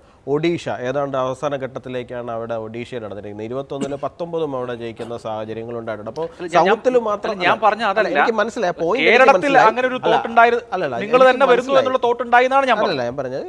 സൗത്തിൽ മാത്രമല്ല, അതൊരു നാഷണൽ ലെവലിൽ തന്നെ അങ്ങനെ ഉണ്ടായിരുന്നു. UP-യിൽ വേറൊരു സാഹചര്യമായിരുന്നു, നമുക്ക് പിന്നീട് ഒരു ദിവസം ഡിസ്കസ് ചെയ്യാം. കേരളത്തിൽ തീർച്ചയായിട്ടും സഹായിച്ചിട്ടില്ല എന്ന് ഞാൻ ഒരിക്കലും പറയില്ല. അതാണ് ഞാൻ കുറച്ച് നേരത്തെ പറഞ്ഞത്. ഫാക്ടേഴ്സ് ഒരുപാടുണ്ടാവും അതിനോട്. ഇപ്പോൾ BJPക്ക് വോട്ട് ചെയ്യാൻ താല്പര്യമുള്ള, ഇപ്പോൾ കേന്ദ്രത്തിൽ BJP വരുന്നു, അതുകൊണ്ട് BJPയോടൊപ്പം നിൽക്കുന്നതാണ് ഞങ്ങൾക്ക് നല്ലത് എന്ന് ജനം ചിന്തിച്ച് BJPക്ക് വോട്ട് ചെയ്തിട്ടുണ്ട്. അപ്പോൾ അങ്ങനെ വോട്ട് ചെയ്യാനുള്ള ബേസുള്ള ജനം ഇവിടെ ഉണ്ട് എന്ന് മാത്രമേ ഞാൻ പറഞ്ഞുള്ളൂ. അല്ലാണ്ട് അതിനകത്ത് എന്താണ് അത്തരം ഫാക്ടേഴ്സ് ഒന്നും ഞങ്ങളുടെ വോട്ടിങ്ങിനെ സഹായിച്ചിട്ടില്ല എന്നുള്ളതല്ല. അഭിലാഷ് നേരത്തെ ചോദിച്ച ചോദ്യം, ആദ്യത്തെ റൗണ്ടിൽ ചോദിച്ച ചോദ്യം ഞങ്ങളുടെ ആക്ച്വൽ പൊസിഷനിലേക്ക് തിരിച്ചു വരുന്നതാണ്. അതാണ് ഞാൻ പറഞ്ഞത്, ഞങ്ങളുടെ ആക്ച്വൽ പൊസിഷൻ അതല്ല, ഞങ്ങളുടെ ആക്ച്വൽ പൊസിഷൻ ഇതുമല്ല, ഇതിന് മുകളിലേക്ക് പോകാൻ പൊട്ടൻഷ്യൽ ഞങ്ങൾക്കുണ്ട്. അതായിരിക്കും ഞങ്ങളുടെ ആക്ച്വൽ പൊസിഷൻ എന്ന് പറയുന്നത്. പക്ഷേ അതിലേക്ക് എത്തുന്നതിന് വേണ്ടിയിട്ട് ഇനി വരും തെരഞ്ഞെടുപ്പുകളിൽ കൂടുതൽ ഫാക്ടേഴ്സ് ഉണ്ടാവും. തീർച്ചയായിട്ടും ജയസാധ്യത ഉണ്ട് എന്ന് ജനങ്ങൾക്ക് ബോധ്യപ്പെട്ട് കഴിഞ്ഞാൽ തീർച്ചയായിട്ടും BJPക്ക് നല്ലൊരു സ്ഥാനാർത്ഥി കൂടിയാണെന്നുണ്ടെങ്കിൽ അവിടെ വോട്ട് ചെയ്യുന്നതിന് കേരളത്തിലെ ജനങ്ങൾക്ക് ഒരു മടിയുമില്ല. അവരുടെ പ്രബുദ്ധത അതിന് സഹായിക്കുന്ന തലത്തിൽ ചെയ്യാനുള്ള മടിയില്ല, ഒരു മടിയും കേരളത്തിലുള്ള ജനങ്ങൾക്കില്ല. അത് പണ്ട് തിരുവനന്തപുരത്തിനെ കുറിച്ച്, തിരുവനന്തപുരം പാർലമെന്റിനെ കുറിച്ച് മാത്രം പറഞ്ഞിരുന്നു എന്നുണ്ടെങ്കിൽ അത് ഇന്ന് ഒരു പാൻ കേരള എഫക്റ്റിലേക്ക് പോകുന്ന സാഹചര്യമാണ് നമ്മൾ കാണുന്നത്. ഇപ്പോൾ നോക്കൂ, കാസർഗോഡ് ഏറ്റവും അവസാനം കിടക്കുന്ന മണ്ഡലമാണ്, തിരുവനന്തപുരം ഇവിടെ കിടക്കുന്നതാണ്. അവിടെ 2 ലക്ഷം വോട്ടിന് പ്ലസ് കിട്ടുന്നുണ്ട്, തിരുവനന്തപുരത്ത് 3 ലക്ഷത്തിന് പുറത്ത് കിട്ടുന്നുണ്ട്. ഇനി മധ്യ കേരളത്തിലേക്ക് വന്നു കഴിഞ്ഞാൽ തൃശ്ശൂരിൽ 4 ലക്ഷത്തിന് പുറത്തേക്ക് വോട്ട് പോയിട്ടുണ്ട്. അപ്പോൾ പാൻ കേരള BJPക്ക് ആ എഫക്റ്റ് ക്രിയേറ്റ് ചെയ്യാൻ വേണ്ടിയിട്ട് പറ്റുന്നുണ്ട്. ചില പൊളിറ്റിക്കൽ സാഹചര്യങ്ങൾ കാരണം പല സ്ഥലങ്ങളിൽ അത് വിജയത്തിലേക്ക് കൺവേർട്ട് ചെയ്യാൻ പറ്റിയിട്ടില്ല എന്നുള്ളത് മാത്രമേ ഉള്ളൂ. തീർച്ചയായും അവിടെ ശ്രീ കെ സരൺകുമാർ, എന്തുകൊണ്ട് ന്യൂനപക്ഷ വോട്ടുകൾ നിങ്ങളിൽ നിന്ന് അകന്നുപോയി എന്നുള്ളതും പഠിക്കേണ്ടതല്ലേ? കാരണം മലബാറിലെ വോട്ടിംഗ് പാറ്റേൺ എടുത്താൽ നിങ്ങൾക്കുണ്ടായിട്ടുള്ള ആഘാതം ചില്ലറയൊന്നുമല്ല, വളരെ വലുതാണ്. ഈ ഇലക്ഷൻ്റെ സെൻട്രൽ നറേറ്റീവായിട്ട് CAA പ്രതിഷ്ഠിച്ചതാരാണ്? നിങ്ങളാണ്. നിങ്ങളുടെ പ്രധാനപ്പെട്ട ക്യാമ്പയിൻ എന്തായിരുന്നു? ന്യൂനപക്ഷങ്ങൾ 2ാം തരം പൗരന്മാരാകാതിരിക്കാൻ ഞങ്ങൾ വേണം, ഇടത് വേണം എന്നുള്ളതായിരുന്നു. നിങ്ങൾ 2 സാമൂഹിക വിഭാഗങ്ങളുടെ പത്രത്തിൽ 2 തരം പരസ്യം കൊടുക്കുന്ന പോലെ, പണ്ട് നമ്മൾ പാഷാണം വർക്കിയുടെ കഥ പറഞ്ഞതുമാതിരി സുപ്രഭാതത്തിലും ചന്ദ്രികയിലും, അല്ലെങ്കിൽ സുപ്രഭാതത്തിലും സിറാജിലും ഒരു തരത്തിലുള്ള പരസ്യം, ദീപികയിലും വേറൊരു പരസ്യം, ഇങ്ങനെ ഈ ന്യൂനപക്ഷ വിഭാഗങ്ങളെ ഒരു വല്ലാത്ത നിലയിൽ സമീപിക്കുകയും, ന്യൂനപക്ഷങ്ങൾ ആകെ പ്രശ്നത്തിലാണ് കേട്ടോ, നിങ്ങൾക്ക് ഞങ്ങളില്ലെങ്കിൽ ശരിയാവില്ലേ, നിങ്ങൾ ആകെപ്പാടെ 2ാം തരം പൗരന്മാരായി പോവും, നിങ്ങളെ രക്ഷിക്കാൻ ഞങ്ങൾ വേണം എന്നുള്ള മട്ടിൽ ഒരു തരത്തിൽ ന്യൂനപക്ഷങ്ങളെ ടെററൈസ് ചെയ്യാൻ ശ്രമിച്ചത് നിങ്ങൾക്ക് ആ വിഭാഗങ്ങളിൽ നിന്ന് തന്നെ വലിയ തിരിച്ചടി ഉണ്ടായോ? ഇപ്പോൾ സ്വാഭാവികമായി ജനങ്ങൾ വോട്ട് ചെയ്യും എന്നുള്ളതിനപ്പുറത്ത് വലിയ തോതിൽ ന്യൂനപക്ഷ വിഷയങ്ങളിൽ കേന്ദ്രീകരിച്ച് അവരെ തന്നെ വല്ലാത്ത നിലയിൽ ഒരു സമ്മർദ്ദത്തിലാക്കാൻ, നിങ്ങൾ ഇതാ ഭീഷണിയിലാണ്, നിങ്ങളെ രക്ഷിക്കാൻ ഞങ്ങൾ മാത്രം എന്ന മട്ടിൽ കാര്യങ്ങളെ അവതരിപ്പിച്ചത് വലിയ തിരിച്ചടിയായി എന്ന് തോന്നുന്നുണ്ടോ? ഇവിടെ ഭൂരിപക്ഷ വർഗീയത സൃഷ്ടിച്ച പ്രശ്നങ്ങൾ, അത് കഴിഞ്ഞ 10 വർഷമായി വിവിധ ഘട്ടങ്ങളിൽ നടത്തിയ പ്രശ്നങ്ങളും അതുപോലെ തന്നെ മറ്റു സംസ്ഥാനങ്ങൾ, വടക്കേ ഇന്ത്യൻ സംസ്ഥാനങ്ങളിൽ ഉണ്ടാക്കിയതുപോലെ കേരളത്തിലും വർഗീയതയുടെ വിത്തുകൾ പാകാൻ നടത്തിയ ശ്രമങ്ങളെയെല്ലാം ഏറ്റവും നന്നായി ഞങ്ങൾ ചെറുത്തു. അതോടൊപ്പം തന്നെ ന്യൂനപക്ഷ വർഗീയതയും പല ഘട്ടത്തിലും നടത്തിയ തെറ്റായ പ്രവണതകളെ നന്നായി ഞങ്ങൾ ചെറുത്തിട്ടുണ്ട്. വർഗീയതയ്ക്ക് ബദൽ വർഗീയതയല്ല, വർഗീയതയ്ക്ക് ബദൽ മാനവികതയും മനുഷ്യ സ്നേഹമാണ് എന്ന് വിളിച്ചോതിക്കൊണ്ടുള്ള നല്ല ഇടപെടലാണ് ഞങ്ങൾ നടത്തിയത്. അതോടൊപ്പം തന്നെ രാജ്യത്തെ ന്യൂനപക്ഷത്തെ വേട്ടയാടുന്ന, ആക്രമിക്കുന്ന തരത്തിലുള്ള വിഷയങ്ങൾ ഉയർന്നു വന്നപ്പോൾ അതിശക്തമായിട്ടുള്ള പ്രതിരോധവും ഞങ്ങൾ ഉയർത്തിയിട്ടുണ്ട്. നല്ല ക്യാമ്പയിനുകൾ നടത്തിയിട്ടുണ്ട്. CAA-യുമായി ബന്ധപ്പെട്ടുകൊണ്ട്, ഗസയുമായി ബന്ധപ്പെട്ടുകൊണ്ടുള്ള സംഭവങ്ങൾ വന്നപ്പോഴെല്ലാം ഏറ്റവും മികച്ച ക്യാമ്പയിനുകൾ ഉയർത്തിക്കൊണ്ട് ഞങ്ങൾ പ്രതിരോധ നിര സൃഷ്ടിക്കുന്ന സാഹചര്യമെല്ലാം ഉണ്ടായിട്ടുണ്ട്. ഇത്തരത്തിൽ ഭൂരിപക്ഷ വർഗീയതക്കെതിരെയും ന്യൂനപക്ഷ വർഗീയതക്കെതിരെയും നടത്തിയ ശ്രമങ്ങളും അതുപോലെ തന്നെ രാജ്യത്തെ ശിഥിലമാക്കാനും ഭരണഘടനയെ അസ്ഥിരപ്പെടുത്താൻ ഞങ്ങൾ നടത്തിയ ശ്രമങ്ങളെയുമെല്ലാം വേണ്ടത്ര ഗൗരവത്തോടെ ജനങ്ങളിൽ എത്തിക്കാതിരിക്കാൻ വലതുപക്ഷവും അതുപോലെ തന്നെ മാധ്യമങ്ങളും കൂട്ടായിട്ടുള്ള പല പ്രചരണങ്ങളും നടത്തിയിട്ടുണ്ട്. ആ പ്രചരണങ്ങൾ ജനങ്ങളിൽ ഏതെല്ലാം തരത്തിലാണ് അലകൾ സൃഷ്ടിച്ചത് എന്ന് ഞങ്ങൾ ഗൗരവത്തോടെ പരിശോധിക്കും. അതുപോലെ ഞങ്ങൾ ഉദ്ദേശിച്ച തരത്തിൽ ഇത്തരത്തിലുള്ള ക്യാമ്പയിൻ ഗുണം തേടാത്തത് എന്തുകൊണ്ടാണ്, ഗുണപ്രദമായി മാറാത്തത് എന്തുകൊണ്ടാണ് എന്നുള്ള സൂക്ഷ്മമായിട്ടുള്ള പരിശോധനയും ഞങ്ങൾ നടത്തും. അതോടൊപ്പം തന്നെ ഈ രാജ്യത്തെ ശിഥിലമാക്കാൻ നടത്തിയ ശ്രമങ്ങൾക്കെതിരെ ഞങ്ങൾ നടത്തിയ നിരന്തരമായിട്ടുള്ള ക്യാമ്പയിനുകൾ, ഈ വിഷയങ്ങളിലൊക്കെ നിലപാടെടുക്കുന്നതിനോ നിലപാട് പറയുന്നതിനോ ഒന്നും ഒരു കുഴപ്പമില്ല. അങ്ങനെ പറയരുതെന്നോ അല്ലെങ്കിൽ അതിൽ ഏതെങ്കിലും തരത്തിലുള്ള ഇലക്ട്രൽ ഗെയിൻസ് നോക്കണമെന്നോ ഒന്നുമല്ല ഞാൻ പറയുന്നത്. ഇപ്പോൾ വിവിധ മണ്ഡലങ്ങളിലൊക്കെ പോകുമ്പോൾ നിങ്ങളുടെ ഈ അനൗൺസ്മെന്റ് മുഴുവൻ ഇപ്പോൾ CAA എന്നുള്ള ഒറ്റ കാര്യത്തിലേക്ക് കേന്ദ്രീകരിക്കുകയും ഇങ്ങനെ ഒരു വിഷയത്തിലേക്ക് ഒരു ഇലക്ഷനെ വലിയ തോതിൽ നോക്കൂ. ഇപ്പോൾ CAA റാലികൾ നടത്താൻ കോൺഗ്രസിനോ UDF-നോ അറിയാൻ മേലാഞ്ഞിട്ടോ പ്രവർത്തകരില്ലാഞ്ഞിട്ടോ ഒന്നും അല്ല, അവരുടെ നേതാക്കൾക്കും പോയി അങ്ങനെ പ്രസംഗിക്കാം. അതിന് നിങ്ങൾ ചെയ്തത് എന്താണ്? CAA കോൺഗ്രസിന്റെ പ്രകടന പത്രികയിലില്ല, ഇവരെ നിങ്ങളെ വഞ്ചിക്കുന്നു. ഈ മട്ടിൽ വലിയ തോതിൽ പ്രചണ്ഡമായി മറ്റൊരു വിഷയവുമില്ല എന്ന മട്ടിൽ ഒരു വിഷയത്തിൽ കേന്ദ്രീകരിച്ച് നടത്തിയ ആ പ്രചരണം ആ കോൺസ്റ്റിറ്റ്യുവൻസീസിൽ എന്ത് ഇമ്പാക്റ്റ് ആണ് ഉണ്ടാക്കിയത്? അത് നെഗറ്റീവായ ഇൻഫ്ലുവൻസ് ആണ് ഉണ്ടാക്കിയതെന്നാണ് ഞാൻ പറഞ്ഞു വരുന്നത്. ഇല്ലെങ്കിൽ പിന്നെ ഇതുപോലെയൊക്കെ വടകരയിലും കോഴിക്കോടും പിന്നെ കണ്ണൂരിലും കാസർഗോഡും ഒക്കെ തോക്കുവോ? ഇല്ല, അതിൽ രണ്ട് കാര്യങ്ങളുണ്ട്. അങ്ങ് സമയം തരണം. അതായത് CAA വിഷയം ഉയർന്നു വരുമ്പോഴും ഗസയുമായി ബന്ധപ്പെട്ടുകൊണ്ടുള്ള സാഹചര്യം ഉയർന്നു വരുമ്പോഴും കോൺഗ്രസ് നിലപാട് വ്യക്തമാക്കേണ്ട സമയത്ത് നിലപാട് വ്യക്തമാക്കാനോ ഒരു പൊതു ക്യാമ്പയിൻ ഏറ്റെടുക്കുവാനോ അന്ന് തയ്യാറായില്ല. നമ്മളെല്ലാം പലതവണ ചർച്ച ചെയ്താണ്. 4 സംസ്ഥാനങ്ങളിലേക്ക് നടക്കുന്ന ഉപതെരഞ്ഞെടുപ്പ് പൂർത്തിയാകുന്നത് വരെ പലസ്തീൻ വിഷയത്തിൽ ഒരു പൊതു ക്യാമ്പയിൻ ഏറ്റെടുക്കാൻ പോലും കോൺഗ്രസ് തയ്യാറായിട്ടില്ല. ഇത്തരം വിഷയങ്ങൾ ഞങ്ങൾ ക്യാമ്പയിനാക്കി മാറ്റിയതും ഞങ്ങൾ പ്രചരണത്തിന്റെ ഭാഗമായി ഉൾപ്പെടുത്തിയതും ഏതെങ്കിലും വോട്ട് എന്ന ലക്ഷ്യം മാത്രം ലക്ഷ്യപ്പെട്ടുകൊണ്ടല്ല. അത് ഈ സമൂഹത്തെ, ന്യൂനപക്ഷത്തെ ആക്രമിക്കുന്ന, പ്രത്യേകിച്ച് ഈ രാജ്യത്ത് ജനിച്ചു വീഴുന്ന ജനങ്ങൾ അഭയാർത്ഥികളായി മാറുന്ന ഒരു വലിയ വിഭാഗം ജനങ്ങൾക്ക് പൗരത്വം നിഷേധിക്കപ്പെടുന്ന സാഹചര്യങ്ങൾ ഏറ്റവും ഗൗരവമായി രാഷ്ട്രീയപരമായി ഉയർത്തുകയാണ്. അത് വോട്ട് ലക്ഷ്യമാക്കി തന്നെയല്ല. പിന്നെ ഇത്തരത്തിൽ വോട്ട് എന്താണ് നിങ്ങൾക്ക് കിട്ടാത്തത്? ഇവിടെ BJP ഭരണത്തിനെതിരെ 10 വർഷത്തെ ദുരഭരണത്തിനെതിരെ ഒരു തെരഞ്ഞെടുപ്പ് നടക്കുന്നു. ആ തെരഞ്ഞെടുപ്പിൽ ഇന്ത്യ മുന്നണി അതിശക്തമായി പോരാടുന്നു. ആ ഇന്ത്യ മുന്നണിക്ക് നേതൃത്വം കൊടുക്കുന്ന കക്ഷി എന്ന രീതിയിൽ കോൺഗ്രസ്, നമുക്കറിയാം കേരളത്തിലും പഞ്ചാബിലും അടക്കം 2 സംസ്ഥാനങ്ങളിൽ ഈ 2 ഇന്ത്യ മുന്നണിയിലെ കക്ഷികൾ തമ്മിൽ പരസ്പരം മത്സരിക്കുന്നു. അത്തരത്തിൽ മത്സരിക്കുമ്പോഴും ഇന്ത്യ മുന്നണിയുടെ മുന്നിൽ നിൽക്കുന്ന കക്ഷി എന്ന രൂപത്തിൽ കോൺഗ്രസിന് ഒരു കേന്ദ്രീകരണം കിട്ടുന്ന സാഹചര്യമുണ്ട്. ആ ഒരു സാഹചര്യം ലോകസഭയിലേക്ക് വരുമ്പോൾ കോൺഗ്രസിന് വരട്ടെ, നിയമസഭ പഞ്ചായത്ത് വരുമ്പോൾ അത് LDF-ന് അനുകൂലമാകട്ടെ എന്നൊരു സാഹചര്യം കഴിഞ്ഞ 10-11 തെരഞ്ഞെടുപ്പുകളിൽ നമ്മൾ കണ്ടിട്ടുണ്ട്, നിരവധി കണ്ടിട്ടുണ്ട്. അപ്പോൾ അതിനെ ഞങ്ങൾ സൂക്ഷ്മമായി വിലയിരുത്തും. എന്തുകൊണ്ടാണ് ഞങ്ങളുടെ ക്യാമ്പയിനുകൾ ഫലപ്രദമായി മാറാത്തത്, അത് വോട്ടായി മാറാത്തത്? അതുകൊണ്ടാണ് സൂക്ഷ്മമായ പരിശോധന നടത്തി പരിഹരിച്ച് ഏതെങ്കിലും ഞങ്ങൾ തയ്യാറാണ്. ക്യാമ്പയിൻ ഫലം കണ്ടില്ല എന്നുള്ളത് പോട്ടെ, അത് കൗണ്ടർ പ്രൊഡക്റ്റീവായി എന്ന് തോന്നാവുന്ന പല ഘട്ടങ്ങളുണ്ട്. ഇവിടെ ശ്രീ ജ്യോതികുമാർ ചാമക്കാല, ന്യൂനപക്ഷ വോട്ടുകൾ എന്ന് പറയുന്നത് ഒരു ഫിക്സഡ് ഡെപ്പോസിറ്റ് ഒന്നും അല്ല, അത് അങ്ങോട്ടും മാറാം ഇങ്ങോട്ടും മാറാമെന്ന് കഴിഞ്ഞ നിയമസഭാ തെരഞ്ഞെടുപ്പ് തന്നെ ഒരു ഉദാഹരണമല്ലേ? അഭിലാഷേ, ഇപ്പോൾ നോക്കൂ, അദ്ദേഹം CPM-ന്റെ പ്രതിനിധി പറഞ്ഞത് വളരെ കൃത്യമായി നോക്കൂ. ഞങ്ങൾ രാഷ്ട്രീയ ലക്ഷ്യം വെച്ചല്ല, അല്ലെങ്കിൽ തെരഞ്ഞെടുപ്പിൽ വോട്ട് ലഭിക്കാൻ വേണ്ടിയല്ല CAA-ക്ക് എതിരായി പ്രചാരണം നടത്തിയതെന്നാണ്. എന്നാൽ തെരഞ്ഞെടുപ്പ്, താങ്കൾ സൂചിപ്പിച്ചതുപോലെ തെരഞ്ഞെടുപ്പ് റാലികളിലും അതുപോലെ തന്നെ തെരഞ്ഞെടുപ്പ് പ്രചാരണ മേഖലകളിലുമെല്ലാം CAA മാത്രം മുന്നിൽ വെച്ചുകൊണ്ടായിരുന്നു LDF മുന്നോട്ട് പോയത്. പിന്നെ നിങ്ങൾ എന്തായിരുന്നു അവിടെ ലക്ഷ്യം? അപ്പോൾ നിങ്ങളുടെ ക്യാമ്പയിൻ, ഇപ്പോൾ നിങ്ങൾ നവോത്ഥാന സദസ്സുകൾ സംഘടിപ്പിക്കാറുണ്ട്, ആ സദസ്സ് എന്തായാലും തെരഞ്ഞെടുപ്പിൽ കൊണ്ടുവരാറില്ലല്ലോ, അതിന് നിങ്ങൾ പ്രത്യേക മാനമാണല്ലോ കൊടുക്കാറുള്ളത്. അപ്പോൾ CAA നിങ്ങൾ പിന്നെ എന്താ പറയുന്നത്, ഈ മുസ്ലിം കമ്മ്യൂണിറ്റിയിൽ അല്ലെങ്കിൽ മൈനോറിറ്റീസിലേക്ക് ഒരു ഭീതി പടർത്തിക്കൊണ്ട് അത് നിങ്ങൾക്ക് അനുകൂലമാക്കാൻ ശ്രമിച്ചതിൽ നിങ്ങൾക്ക് രണ്ട് ഭാഗത്തും അടി കിട്ടി എന്നുള്ളതാണ് യാഥാർത്ഥ്യം. നിങ്ങളെ സംബന്ധിച്ച് കടിച്ചതുമില്ല പിടിച്ചതുമില്ലാത്ത അവസ്ഥയിലേക്ക് നിങ്ങൾ പോയി എന്നുള്ള യാഥാർത്ഥ്യം നിങ്ങൾ ഇനിയെങ്കിലും മനസ്സിലാക്കണം. അപ്പോൾ തെരഞ്ഞെടുപ്പിൽ ശബരിമല വിഷയത്തിൽ നിങ്ങൾക്ക് സംഭവിച്ചിട്ടുണ്ട്, ഇപ്പോൾ CAA വിഷയത്തിൽ നിങ്ങൾക്ക് സംഭവിച്ചിട്ടുണ്ട്. അപ്പോൾ ഗാസയുടെ വിഷയമായി ആർക്കാണ് പലസ്തീനോട് ഐക്യദാർഢ്യം ഇല്ലാത്തത്? ആരാണ് ഐക്യദാർഢ്യം പ്രഖ്യാപിക്കാത്തത്? UDF അതുമായി ബന്ധപ്പെട്ട് പ്രത്യക്ഷ സമര പരിപാടികളുമായിട്ട് വന്നിട്ടില്ലേ? അപ്പോൾ അതൊന്നുമല്ല, നിങ്ങൾ അപ്പോഴും ശ്രമിച്ചത് കോൺഗ്രസിൽ നിന്ന് ഇത്തരത്തിൽ മൈനോറിറ്റീസിനെ കൂടെ നിർത്താൻ കഴിയുമോ, അതിലൂടെ ഞങ്ങൾക്ക് ജയിക്കാം. അപ്പോൾ നിങ്ങൾക്ക് വോട്ട് മാത്രമായിരുന്നു നിങ്ങളുടെ ലക്ഷ്യം എന്ന് പല ഘട്ടങ്ങളിൽ നമുക്ക് ബോധ്യപ്പെട്ടിട്ടുണ്ട്. പിന്നെ താങ്കൾ പറയുന്നത് ദേശീയ തലത്തിലുള്ള കോൺഗ്രസിൻ്റെ വരവ്, നമ്മൾ സിക്കർ നിയോജകമണ്ഡലത്തിലെ, ഞാൻ അതിലേക്കൊന്നും വിശദമായിട്ടൊന്നും പോകുന്നില്ല, സിക്കർ നിയോജകമണ്ഡലത്തിലെ റിസൾട്ട് മാത്രം നോക്കിയാൽ മതി. നിങ്ങൾക്ക് കഴിഞ്ഞ പ്രാവശ്യം തമിഴ്നാട്ടിൽ നിന്നും കേരളത്തിൽ നിന്നും കൂടി ചേർന്ന് 3 സീറ്റ് ഉണ്ടായിരുന്നെങ്കിൽ ഇപ്പോൾ രാജസ്ഥാനിലെ സിക്കറിൽ നിന്ന് നിങ്ങൾക്ക് ഒരു സീറ്റ് കൂടി ലഭിച്ചിരിക്കുന്നു. ആ സിക്കറിൽ കഴിഞ്ഞ പ്രാവശ്യത്തെ അവസ്ഥ താങ്കൾക്കറിയാമോ? കഴിഞ്ഞ പ്രാവശ്യം 4.25 ലക്ഷം വോട്ട് കോൺഗ്രസിനുണ്ടായിരുന്ന ഒരു സീറ്റ്, നിങ്ങൾക്ക് കഴിഞ്ഞ പ്രാവശ്യം 31,000 വോട്ടുണ്ടായിരുന്ന ആ ഒരു സീറ്റ്, ആ സീറ്റിലേക്ക് നിങ്ങളെ നിർത്തി ജയിപ്പിച്ചത് ഇന്ത്യൻ നാഷണൽ കോൺഗ്രസ് ആണ്. അവിടെയാണ് പ്രസക്തി, ഇന്ത്യൻ നാഷണൽ കോൺഗ്രസിൻ്റെ പ്രസക്തി. നിങ്ങൾക്ക് കഴിഞ്ഞ പ്രാവശ്യം 31,000 വോട്ടുണ്ടായിരുന്ന നിങ്ങളെ സംബന്ധിച്ച് ഇപ്പോൾ അവിടെ വിജയിച്ചത് ഞങ്ങളുടെ കൈവശമുണ്ടായിരുന്ന 4.25 ലക്ഷം വോട്ടുണ്ടായിരുന്ന പിന്നെ കോൺഗ്രസ് പാർട്ടി നിങ്ങൾക്ക് ആ സീറ്റ് നൽകി. ഞങ്ങളും കഴിഞ്ഞ പ്രാവശ്യം മത്സരിച്ചവരാണ്. നമ്മുടെ രണ്ടുപേരും തോറ്റു പോയിരുന്നു. അതെ, രണ്ടുപേരും തോറ്റിരുന്നു, സമ്മതിക്കുന്നു. BJP അവിടെ ജയിച്ച സീറ്റാണ്. അവിടെ അവിടെ ഞങ്ങൾ നോക്കുക. അപ്പോഴും അഭിലാഷ് അത് കാണാതെ പോകരുത്.